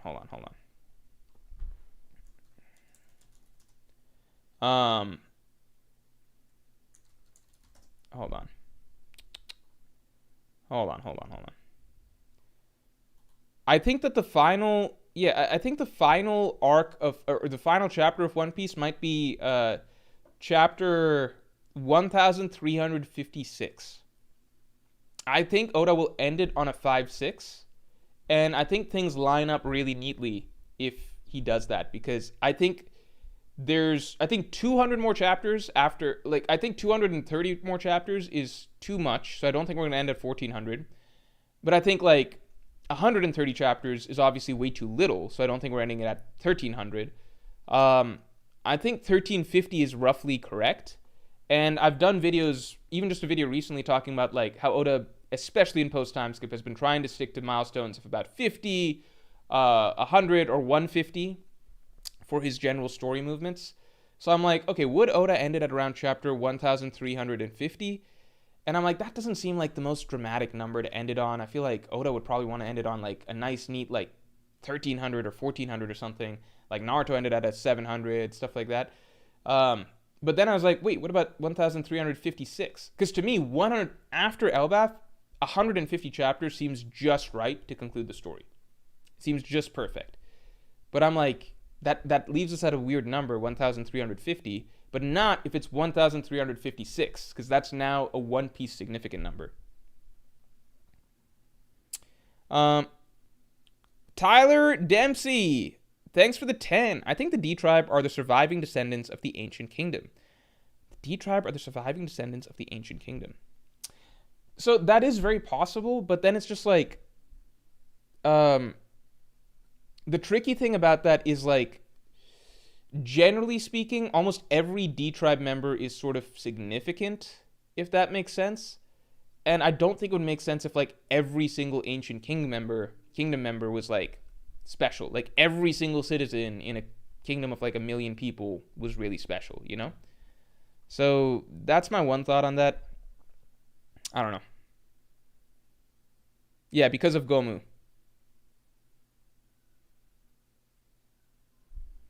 Yeah, I think the final war will be 150 chapters. I think that does track. Because Wano in total was 150 chapters. Final War's conflict will likely be bigger than Wano, but requires less setup than Wano, right? Wano's entire final battle, from the time they reach Onigashima, I think it kicks off at about, I want to say 990, and then concludes at 1050. So, like, the whole battle takes place over 60 chapters, roughly, right? And then you've got the whole period of time that's the setup. The final war needs less setup because in Wano, you get there and it's a blank slate. So we now have to be introduced to the country's problem. Like, we have to be introduced to the nation, the country's problems, introduced to all the minor characters. So it's like, we're meeting Tama, we're meeting Hitetsu, we're meeting Kinemon's wife. Okay, then we're meeting Kiku. Now we meet all the scabbards. Now we have to go find some of the scabbards. Now we have to go collect items. Like, we got to go collect weapons. We got to go do this, that. We got to spy on Orochi a little bit. We got to meet Orochi. We got to meet Hiyori. We got to set up these plot lines. Okay, Luffy's going to spend some time in Udon so that we can rally Samurai to side. Like, there's so many things that have to be set up in Wano. I think the final war, the actual battle section, will be longer than Wano's battle section, right? But the setup for it will be a lot shorter. So I think we can do it all in 150 chapters. Because the setup for the final war is the last 1,100 chapters of One Piece, right? We already saw it in Vegapunk's big speech. We've got the main players, you know? We got, obviously, Luffy and the Strats. And then we know all these guys. We know who Kobe is. We know who Sabo is. We know who Shanks is. We'll probably get some backstories for more of these characters, but it's not like we're getting to a new land, having to learn about the land, having to establish what a new conflict is, establish the character threads, the plot threads, yada yada. Oda's done all that, right? So I think 150 is perfect. You know, the entire story was the setup exactly.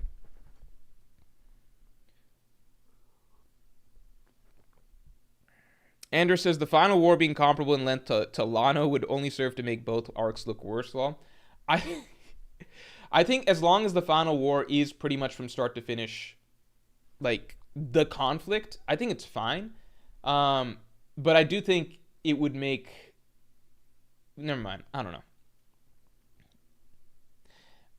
I think Wano is just this weird combination of both rushed and bloated, in my opinion. It's rushed because it got bloated. Like, it got stuffed with too many threads and everything like that, and then it all had to be brought together and brought to a close, so then it became rushed. It's a combination of both, right? The question says, we could get 1v1s in Elbaf. I feel like Elbaf will be, in my mind, I think it might be similar-ish to Thriller Bark. Similar-ish in the sense that Thriller Bark was like a... You know what? I've used Skypiea and Thriller Bark as kind of... Okay. So there's some arcs that are like big climaxes to very long storylines, right? Alabasta, conclusion to the whole Baroque Works saga. Enies Lobby, right? This conclusion to this 100 chapter long saga, right? More than 100 if you count Long Ring Long Land, like 130 chapter long saga or whatever. You know, Wano, obviously, you get these big ass arcs that are conclusions to really long running storylines, and in those, Oda always gives all the Straw Hats fights, like 1v1 fights. Like, maybe a Straw Hat here or there is missing. Like, Usopp didn't get something in Enies Lobby, but that was symbolic, right? You know, Yeah. In Wano, I think Usopp again, technically.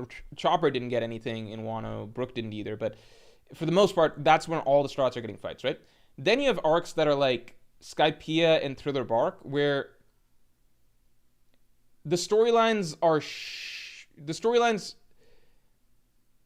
are more like they don't have the same amount of build up as the in Alabasta and Enies Lobby of Wano or whatever, but they're still pretty big and significant arcs. So Oda does give characters 1v1s. It's just not across the board, and some of the 1v1s aren't as important. Like Skypiea, you got Zoro versus Ohm. Decent fight, not like the most important fight of Zoro. It's almost a forgettable Zoro fight, but it did happen, right?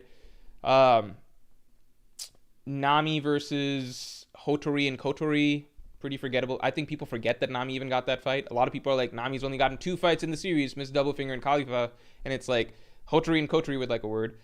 Usopp and Sanji, they help Luffy against Satori. Chopper gets a very good fight against Gadatsu. That's to date Chopper's second best fight. It's a good one. It's a very, very good one. It just can't top the Kumadori fight, but it's a good one. And then, like Thriller Bark, similar stuff. Like Usopp gets a great fight against Perona. Zoro gets a solid fight against Ryuma. And then beyond that, it's like Sanji gets almost a gag fight against Absalom. Practically a gag fight. Fucking Chopper and Robin get, I guess you could call it a fight against Hogback. Like, it's a vague thing. Like, there's combat, But the main thing is everyone gets to fight Oars, right? I wouldn't be surprised if Wano is kind of like, it's not Wano, Elbaf is kind of similar. Like, just look at the setup of Elbaf. It feels Thriller Bark-esque in that you got one big bad boss, which is Imu, right? I talk about this in my last Tuesday video, but you got this big bad boss, Imu, right? Like a Gecko Moria type figure practically, in that this character is powerful. Keep in mind, Gecko Moria was powerful for that period of time. And this character really commands all of the armies that are there. And that's the real obstacle, right? Like, Moria had all these zombies that they all have to fight. Imu's created all these Dami reversied enemies that they gotta fight, right? And then, just like Moria had a few subordinates underneath him, right? Like, Imu here, he's got Killingham, he's got Sommers. Those are really where the fights will go. Yeah. So, look, where I'm at, I think I wouldn't be surprised if we get Sanji versus Sommers. Maybe a team up. Maybe Robin gets involved there. I wouldn't be surprised if we get... I think Usopp versus Killingham is going to happen, but I think it's going to have to be a team fight for Usopp, so maybe Zoro helps. But then there's Dory and Brogy. Like, I think characters will get fights, but they're not going to be the most crazy big 1v1s, right? Not like a Wano or an Alabasta or any Lobby where everyone's getting these very extended, very, very important fights. I think that's what it's going to be like for Elbaf. And then maybe there's a sort of team effort at some point as well, because Imu's there. I think Zoro would fight Shamrock as a swordsman. I don't know.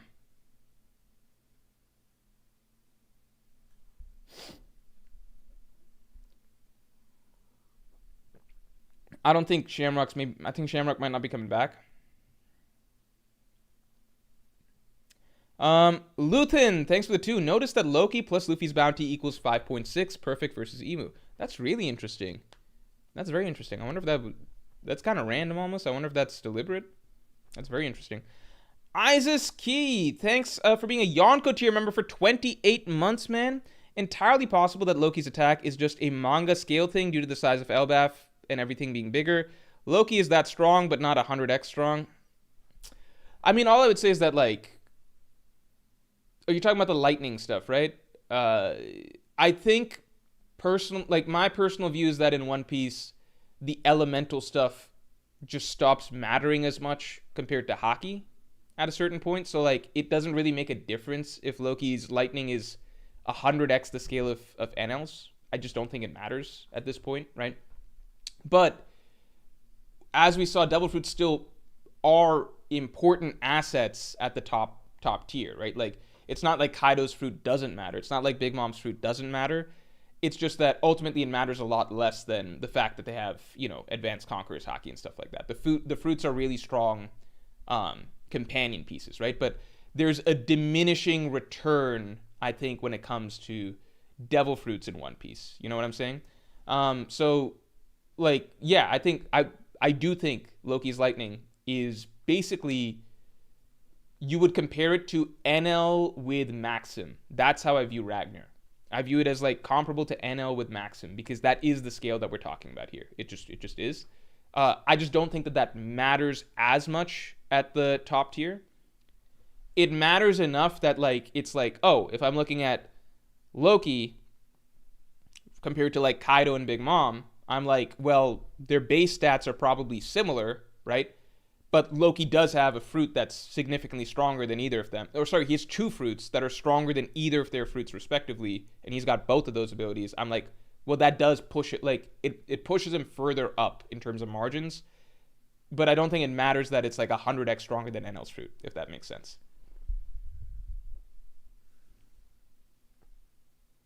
Again, just the diminishing return. So basically, it's impactful, but not like it just doesn't make a difference. Like, to not be contradictory, it does make a difference, but it doesn't make that big of a difference. It's just like increasing his margins against people of his own tier, right? It doesn't matter if you compare Loki to Enel, basically. Tempo, thanks for being a Yonko tier member for 5 months. Do you think there's a hard limit on Dami Reversi? Any ideas, like only on non-Devil Fruit users or only in Homeland? The only in Homeland thing, I have just no fucking idea what to make of that. Because it's like, it could just be a coincidence, you know, that Emu was able to, the 2 times we've seen Emu do Dami Reversi, the characters happen to be in their Homeland. Do I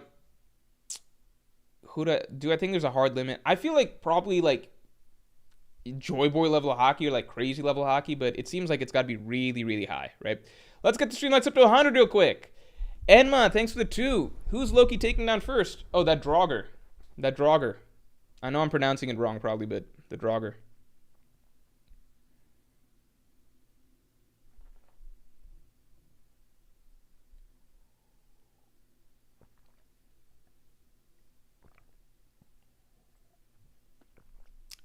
Keep in mind, I might be overrating Loki. It's entirely possible. Entirely possible. Stormfox, thanks for the 2. Will be funny if Mihawk's only full fight is a loss. I don't think that would be funny. I want to see good stuff from Mihawk. I'd be pretty disappointed. Because it's less exciting even for Zoro. Because you want to see the character that Zoro is going to surpass. You want to see how strong he is first so that it has more meaning, you know? When Zoro wins. It's entirely possible I'm overrating Loki, but it's just based on everything I'm seeing, it's like he should be that strong. Like he just look at what he did to fucking Harold when Harold was buffed, you know?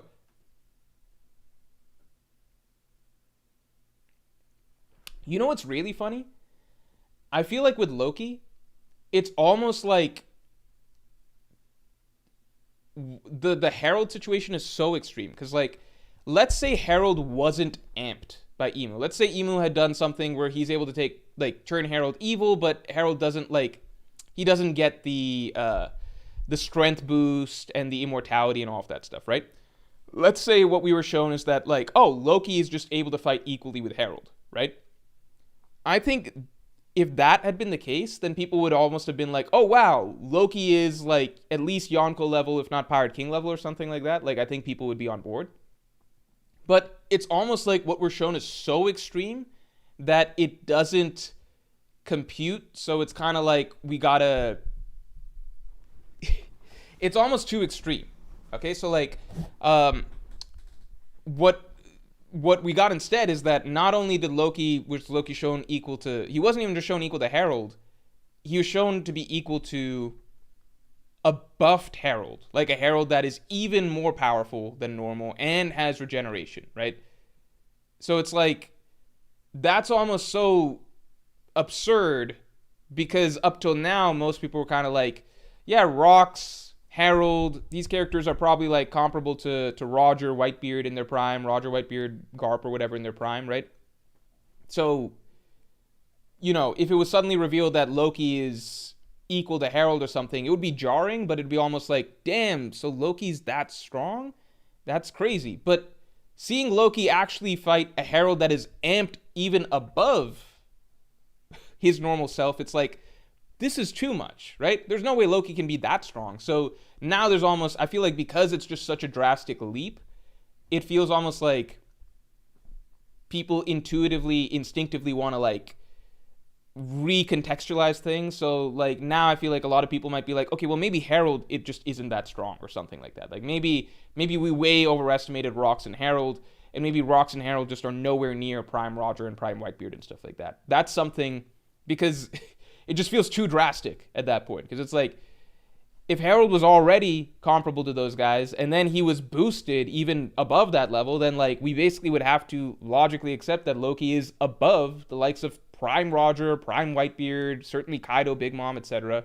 And that just feels like such a big leap that it's almost easier to rewind that and be like, let's maybe Harold's just not that big of a deal. But Harold is built up to be a really big deal. And Harold is shown to be fighting fucking Shanks and Gaban and the strongest army in the world all at the same time, and is perfectly fine, right? Which is the best feat in One Piece besides Dami Reversi Rocks versus Roger and Garp. So, you know, it's funny because it's kind of like a Wilt Chamberlain type thing, where Wilt Chamberlain, for those of you who don't know, he has such absurd stats from back in the day. Like, he would average 50 points a game. He would score 100 points in a game. That stuff is just absurd, right? You can't imagine people doing that nowadays. So because it's just so far out of the realm of, like, possibility, it almost has a reverse effect where it's kind of like, okay, for this to fit with the things that we know are reasonable, we just have to assume that Wilt Chamberlain just wasn't that good, and that it was just that easy to score in that era that that's not a big deal, right? Now, I'm not saying that's true or not true, because nobody will ever be able to objectively appraise Wilt Chamberlain. We just don't have the footage and tapes of that. We don't have an accurate way to compare across eras and stuff. But I'm just saying that that's, in my mind, that's like the Wilt Chamberlain effect, where it's like, this stuff is so absurd that it doesn't fit with my worldview of what makes sense, and therefore I have to just discount things in order for things to feel consistent. So, again, I don't know if that's the case or not with Loki. I'm just saying that if I'm trying to be consistent with how I've viewed things so far, I think all signs point to Rox and Harold being comparable to Prime Roger, Prime Whitebeard, or whatever. At the very least, buffed Harold should be at least as strong as those characters. Prime Roger, Prime Whitebeard. Therefore, Loki is on that level, if not higher. That I'm just trying to be consistent. That's all I'm trying to think. Anyway.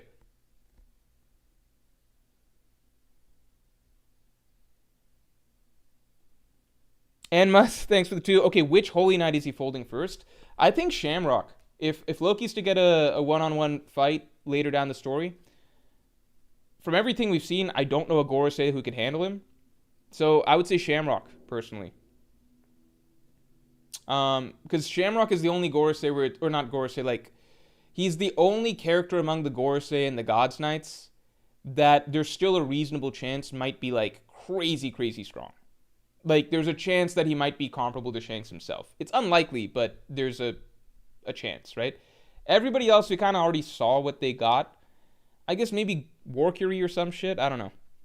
Meek, thanks for the 5. Is it crazy that I think Loki hasn't awakened his fruit yet and will do so during the final war for a final power-up? Oh, I didn't even fucking think about that. I forgot about fruit awakenings and shit. Fuck, is fucking Ragnar awakened? Oh my god. I assume Ragnar's... Well, I don't know.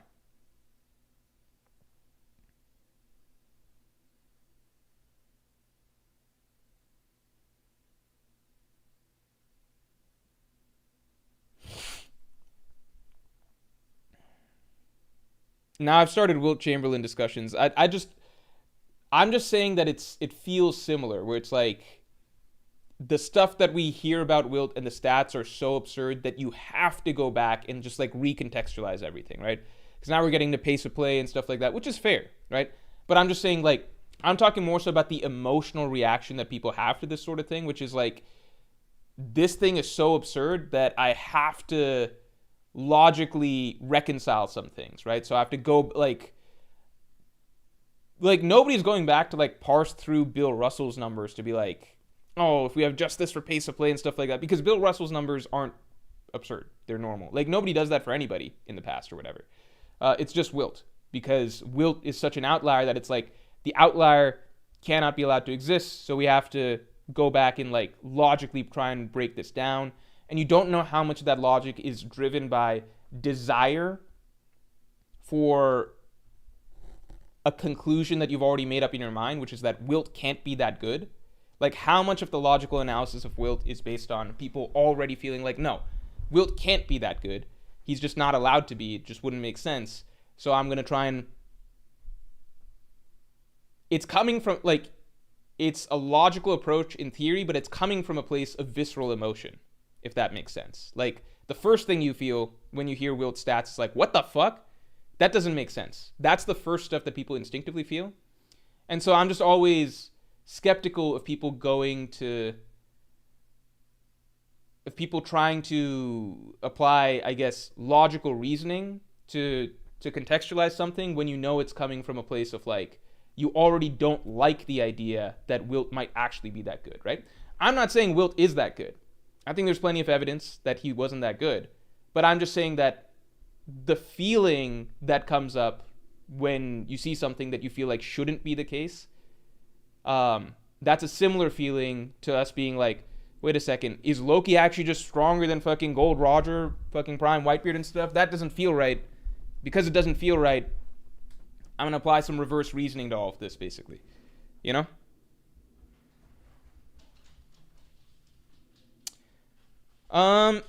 Taptio Treviso, thanks for the 2. You think Shamrock might be stronger than the Gorosei? I do think that that's possible. I definitely think it's possible. If Shamrock is 30 minutes. If Shamrock is comparable to, or 20 minutes. If Shamrock is comparable to Shanks, then he would be stronger than the Gorosei. Quasi Duck, thanks for being a Pirate King to remember for 35 months, man. Almost 3 years. Yo, it's me, L. L, you switched names. Okay.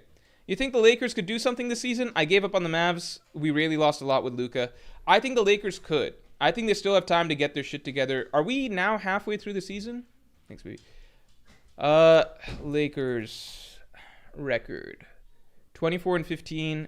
So we're just about the halfway mark, right? We're almost at the halfway mark. So the Lakers could still do, I mean, look, the Lakers, their standings aren't bad, right? Their standings are fine. Western Conference standings, they're what, like, yeah, it's fine. There's such a small difference between them and then but it's tricky because, like, there's not a big difference between them and the teams below them either. This is a small side note. I'm not going to go off on a big basketball tangent. But my hate for the Thunder aside, what I really love about this season that I'm seeing is that, so, like, every sports fan has this feeling where, like, the season's going part way or whatever, and, like, the season starts, and there's, like, let's say the season starts, and there's a set of teams that you find interesting or exciting, right? And what you want is for the playoffs to feature all those teams that you think are interesting and exciting, right? Because pretty much every season the playoffs come around, and, like, some of the teams that I'm excited for just don't make it to the playoffs, and then some really fucking boring teams happen to squeak in. You know, that always happens, right? You never get the exact playoff, the playoff casts that you want from the beginning of the season. There's always some exciting team that, like, ends up underperforming, and you're like, man, I wish I could have seen these stars play. And there's always, like, some fucking boring teams that just surprisingly end up really, really good in the playoff standings or whatever, even though they're not going to make it far in the playoffs, and it's just like, okay, that's just fucking boring and lame, right? This is the first time in NBA history that I can recall from watching, outside of maybe, like, 2016 or something, that, like, every single team that I consider interesting in the Western Conference is in the playoffs right now. Like, statistically. Like, every team that I think is boring, Trailblazers, Grizzlies, Clippers, Mavs, Jazz, Kings, all of them are currently out of the playoffs, and all of the teams that I actually want to be in the playoffs, Thunder, Spurs, Nuggets, Timberwolves, Lakers, Rockets, Suns, Warriors, they're all in the playoffs, and they've got a really good chance of making it. So that's really cool. Like, this might be the first time that I'm seeing NBA playoffs where all the teams that I personally think are cool to watch or have cool rosters or whatever, or like cool, like interesting upside, they're all going to be in the playoffs. And it's true for the East as well, although the East is pretty shallow, so I don't really... No, the Bucks. The Bucks, I don't know. Like, I would love for Giannis to not be on the Bucks, but I think he's sticking to it, so it is what it is. Anyway. Enough NBA talk. I do hate the Thunder. They're too inconsistent. Luka's shot selection has not been good. It's the problem with having talent, right? Because like you feel like you can make any shot. I didn't watch the NBA in the 2000s, but my feeling is I wouldn't be surprised if that's how Kobe also played like. It's just that everybody else was less attuned to efficiency back then, so it just didn't stand out as much or whatever. But now in the hyper-efficient era where everyone's focused on efficiency, that sort of play does stand out more. JR, thanks for the 2. Why was Yonko versus Admirals so controversial? Thoughts? Yonko versus Admirals? Okay. It's very simple. It's just because those are the two groups that from early on in the series felt like, not early on, but in the first 500 or so chapters of the series were kind of hyped up as like the pinnacle of strength that we knew of in the One Piece world, right? Because in the One Piece world, there's really just two groups, especially early on, that we know of, right?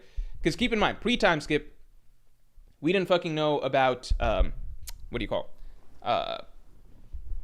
pre-time skip, we didn't know about Celestial Dragons having strong characters like Gorosei or God's Knights or Emu or anything like that, right? So pre-time skip, it's just pirates and marines, right? It's a story with pirates and marines. Those are the two strong groups.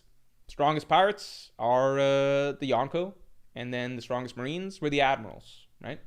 That's pretty straightforward. That's all it is. And with the admirals, like, we kept getting a taste of their power as the story went. Like, the Straw's first encounter with Aokiji was unreal. Then fucking Kizaru fucks them up at Sabaody. And that's like a very traumatizing event.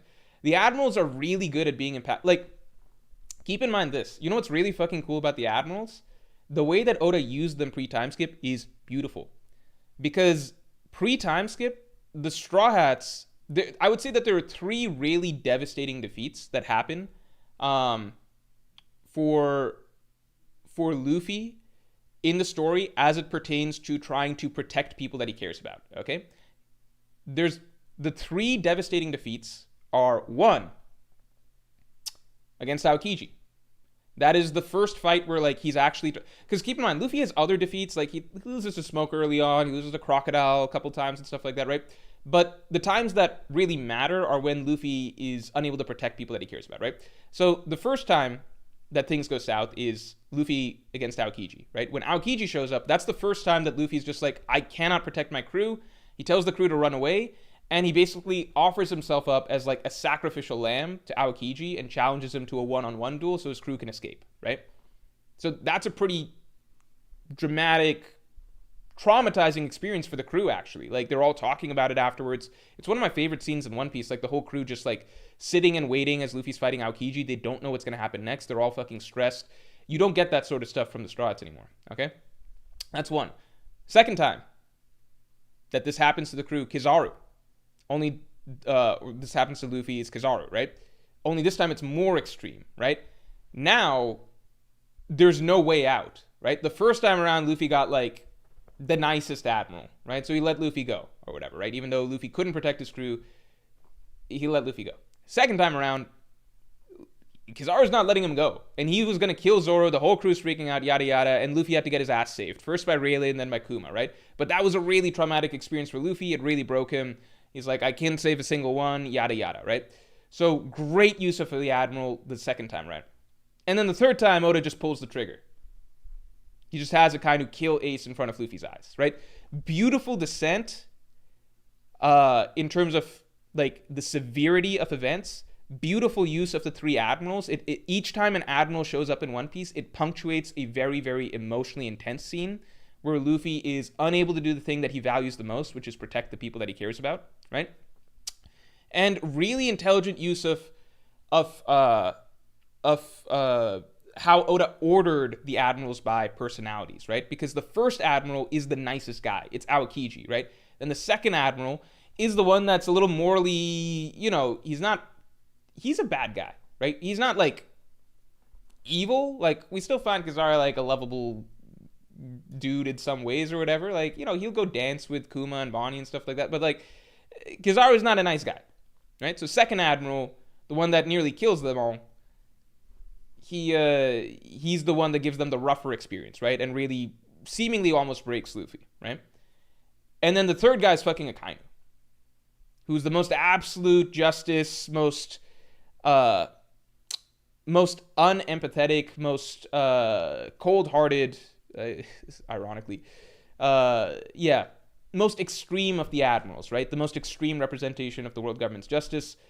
And so I just love how it goes from like the nicest admiral to the more neutral admiral to the truly, truly like fucked admiral, right? Just great progression right there. Great use of the admirals throughout pre-time skip. They're all just really meant something every time they showed up. Tremendous impact on the story, and really not even on the story, on the main character, right? On the main character every time they showed up.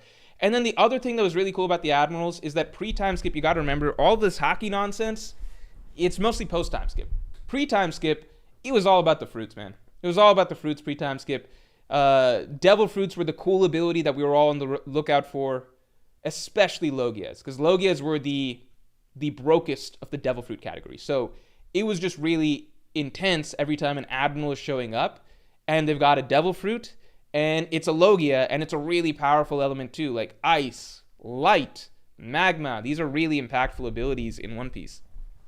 So there's just a lot that goes into how Oda constructed the admirals pre-time skip that I think was just tremendous writing. The Yonko are a different beast in that Oda kind of held the Yonko really close to his chest. Like, these are characters we hear about, but they're almost like mythical figures. Like, we see Whitebeard early on, but we don't really get to see him fight. We don't get to see Shanks fight. Like, the first time we were seeing a Yonko in action is 500 chapters in at Marineford, and it feels like the entire world has to come together to fight him. And what's really cool is that this guy is also fucking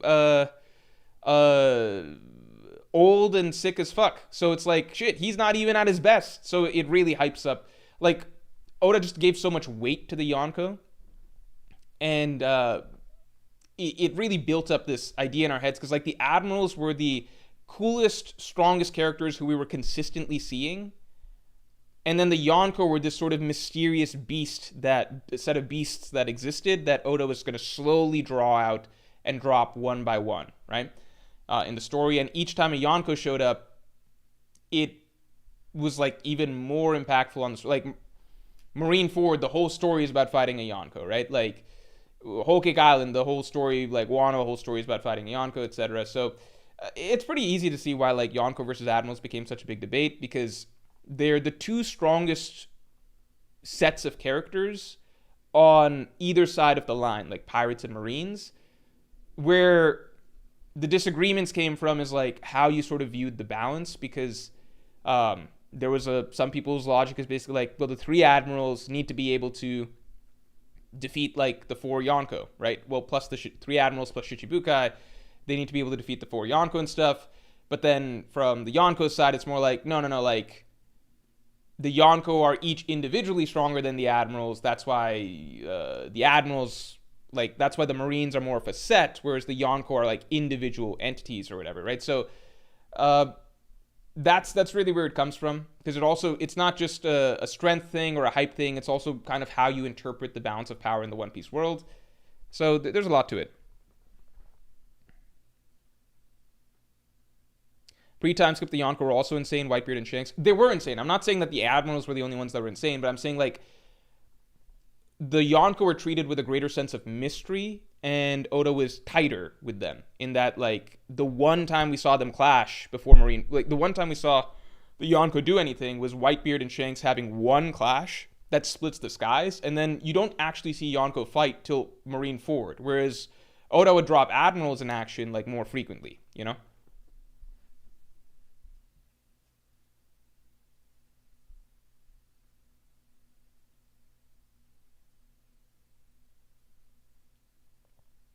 Yeah, Logia Awakening, I think that's the last big thing in the in the cards for the admirals. Because I think the more it's established that Haki is really what matters, and then Yonko are really defined by Haki more than anything, except for Blackbeard, I think it becomes rougher to maintain the Admiral agenda, personally. That's not to say Admirals aren't still very, very strong. I just think it becomes rougher. Sorry, there's like a thing floating. To maintain that agenda, because Oda tells us like a million different ways from a million different characters, like, yeah, Haki particularly conquers Haki, beats everything else, right? And the Yonko are basically beasts in terms of conquers Haki and all that shit. Anyway, so wait, what's this? What the hell? Sorry, I gotta refresh. Yeah, but Logia Awakenings, which have been hyped to be particularly special, that's what's really cool. I think that's what's pretty cool that we can still look forward to.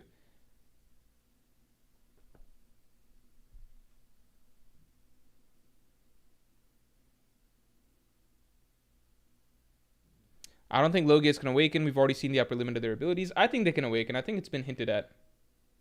Tiptio, thanks for the 2. And that is why King Blackbeard will kill Shanks / Garp, etc. I don't know, man. Maybe. All right, what thing I want to do with the... I do think Blackbeard will kill Shanks. I don't know about Garp, though.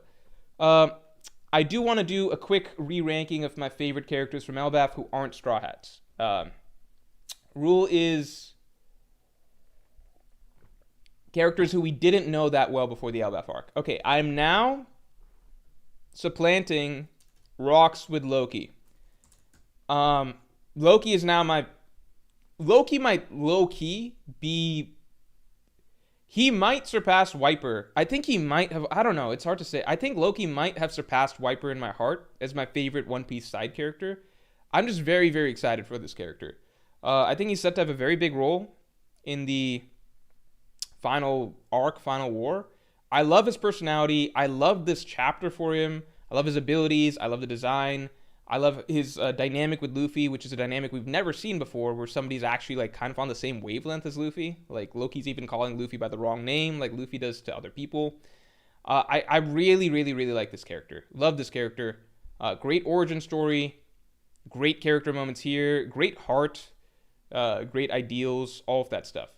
Loki's a phenomenal character. I think I like him better. I don't know if I like him better than Rox or not, though. I think it's close to a tie, because I really love Rox. There's no Rox is my favorite old gen character, without a doubt. Rox is my favorite old gen character. If I were to say, like, favorite old gen character, Rox, number 1. Character I'm most excited to see more of down the line in the story, Dragon. Character who might be my favorite side character currently alive, probably Loki. I don't know. I really love Loki. I really, really love the character. I like Harold too. I actually like Harold too. But I'm going to put Ida above Harold. Harold did piss me off by the end. Ida, great character.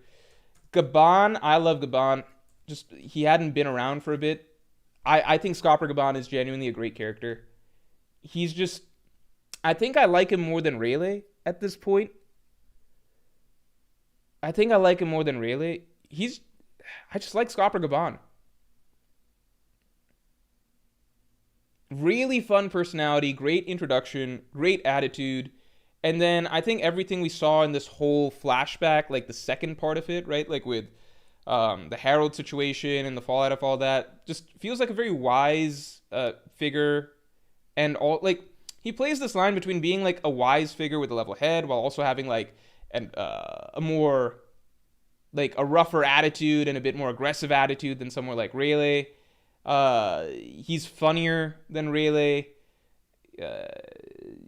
He fucked a giant. Like, Scopper Gaban's cool. I love his fighting style. We haven't really seen that, like, dual wielding axes. I like Scopper Gaban a lot. I'm moving Scopper above Ida. I don't know why I've Scopper below. Oh, it's Harold that I gotta move. Yeah, Harold. Oh, Eris I have way too high. I like Jarl more now. I'm liking Jarl. Yeah, Yeah, I like Jarl more than Eris. I can't believe I moved Jarl all the way up here. Okay, we got a lot of bums after this. I think this is the extent of characters I actually enjoy. Okay? Shamrock, I'm interested in. I'm not going to put him above, but I like Jarl better than Shamrock. I'm sure I'll like Shamrock more once we get more of him as a villain. Eris, I don't got much to say about. Gunko, I don't... Why do I have Eris and Gunko so high? You know what? I fucking like Sommers better than Gunko right now. I think Gunko, I was excited to see what comes of her. But Sommers has become like a fun Team Rocket-esque character. Because it's like, there Sommers goes, blasting off again. He's a piece of shit, obviously, but you know what I mean. I did come around more to Hadruden. Ripley Gerd, Walrus Principal Guy. I don't even know what the point is of ranking these characters down here. It's just not... Mosa's fucking Shirahoshi, so there's nothing to talk about here. Can't believe I ranked all the way down here. I think this is really what we'll do a full ranking later, I think. I like Colin better than Eris.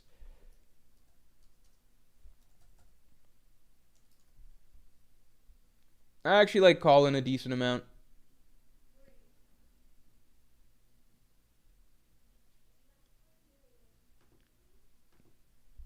Yeah, honestly, after Jarl, I don't really love the characters. It's just, yeah. But I think Elbaf has given us some phenomenal side characters. Phenomenal side characters. Loki, Rox, Skopper Gaban, Ida, Harold, you can take him or leave him. I think a lot of people don't like Harold. It'll just be the way it is. But yeah, Elbaf is just really phenomenal side characters. Morge, why haven't you spoken about the fact that Eris isn't dead? She probably the Shadow Hokage of the Blackbeard Pirates. I don't know about that. Eris is the true final villain, Kaguya style. How do people feel about Tritoma being Luffy's mom these days? I think it would be cool. I'd be down for it. I think it'd be really sad that she just died of love sickness. I think that's really, really sad. Here we go. Tritoma is Tritoma Luffy's mom? Okay, do you think Tritoma is Luffy's mom?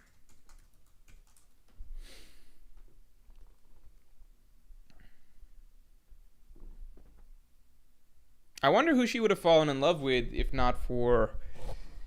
that didn't happen. Or sorry, if it's not with Dragon. Seems like 50, or most people lean no. I think there's a solid shot. I really don't know who the fuck else. I remember for a long time there was a theory that Luffy's mom was a celestial dragon, but now we know that Dragon would just never ever do that. Never in a million years. Unless she was like a really... No, unless maybe there was like some romance story where like Dragon just meets or is saved by like a good celestial dragon, but I don't know. If we ever meet a celestial dragon who is just good, just inherently, like without having to go through some sort of like life-changing experience like Charlos did or something, if we ever meet a celestial dragon who's just good from the get-go, that's probably the best person in One Piece. Because it is insanely difficult to be a good empathetic person when you are raised from birth to believe that that everybody else is beneath you, you shouldn't have empathy, etc. I mean, all of human history pretty much reflects that. That even though we would like to think that we all have innately like really good empathy, etc., most of human history reflects that if society teaches people that it's okay to do this or that, or to treat people a certain way, then people will happily do that. They will go with basically whatever moral standard society sets. So if there's a celestial dragon who's just good, like who just has good values and has empathy innately, they're just like an angel, like a saint or something. Like they're born with a pure heart that can't be influenced by anything anybody else says or what they're taught. They're immune to conditioning. Okay, so most people say no. Homing, Rosinante. Homing! You're right. Homing is actually the best character in One Piece. Rosinante too young to give him that credit. Homing is the best character in One Piece. He's, actually it's not really close. Homing is the best character in One Piece. He's got the best heart in the story. Yeah. I think it's not close. Mjolnir was convinced to be good. Homing was always good. Yeah. Homing's wife? Oh, I forgot about her. Yeah, Homing and his wife, good people.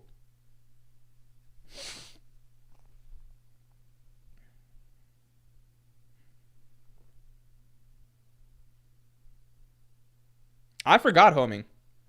GDYY7 says Homing is an idiot. Yeah, but that's different from being... good people can be dumb.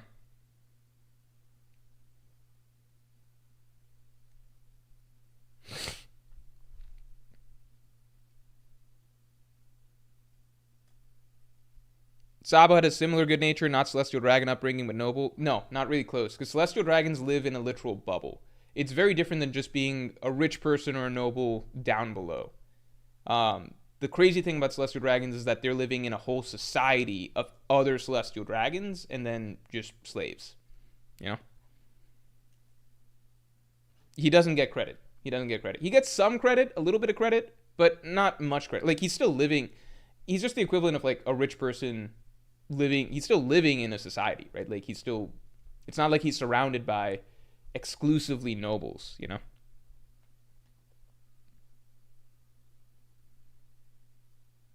Garling better dad than Yasop. Garling should get some credit for welcoming Shanks back, because I thought he'd be like, you're tainted and like dirty and stuff like that. But Garling is like, I love my son. Like, I missed my son. I had to fight the Roger Pirates so many times for you. They kicked my ass every time. I wonder how many ass beatings Garling took trying to get Shanks back. Meek says, I wonder if there are inner celestial dragon social hierarchies. Are some families considered to be above others? I definitely think so, because it's even implied by the hunting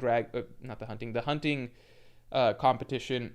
I think families vie for status to some degree. They vie for status.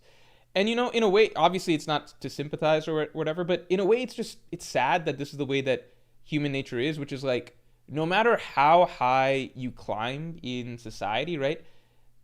You're still always, like, your environment is always changing, right? So, like, as your status grows, you're now with people who are of higher status, right? So, like, even, it's kind of like how in this world, even the billionaires of this world or whatever, they compare themselves to the other billionaires of the world, and they're just trying to get ahead of them too, right? It's just the fundamental way people function. So, like, the Celestial Dragons, they're probably not even happy being Celestial Dragons because they're surrounded by a whole bunch of other Celestial Dragons, so they only really feel better than their slaves, but they don't even view their slaves as human. They view them as, like, animals, right? So they probably don't even get to fully enjoy all of the luxuries and everything they have because they've taken it for granted. And all they can think about is, like, are we in higher standing than the Myanmar family, or than the, you know, the Garling family, or Garland family, etc. It's really sad. Garling, I love my son. Also, Garling, I hate their mother.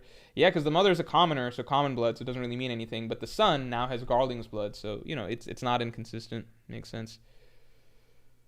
Elon Musk is probably jealous of MBS and King Charles, or like the fucking Saudis and stuff like that.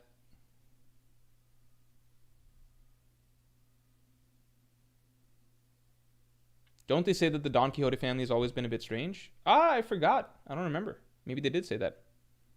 I don't know if they meant the whole lineage or if they meant the, like, homing line or something. But that's interesting.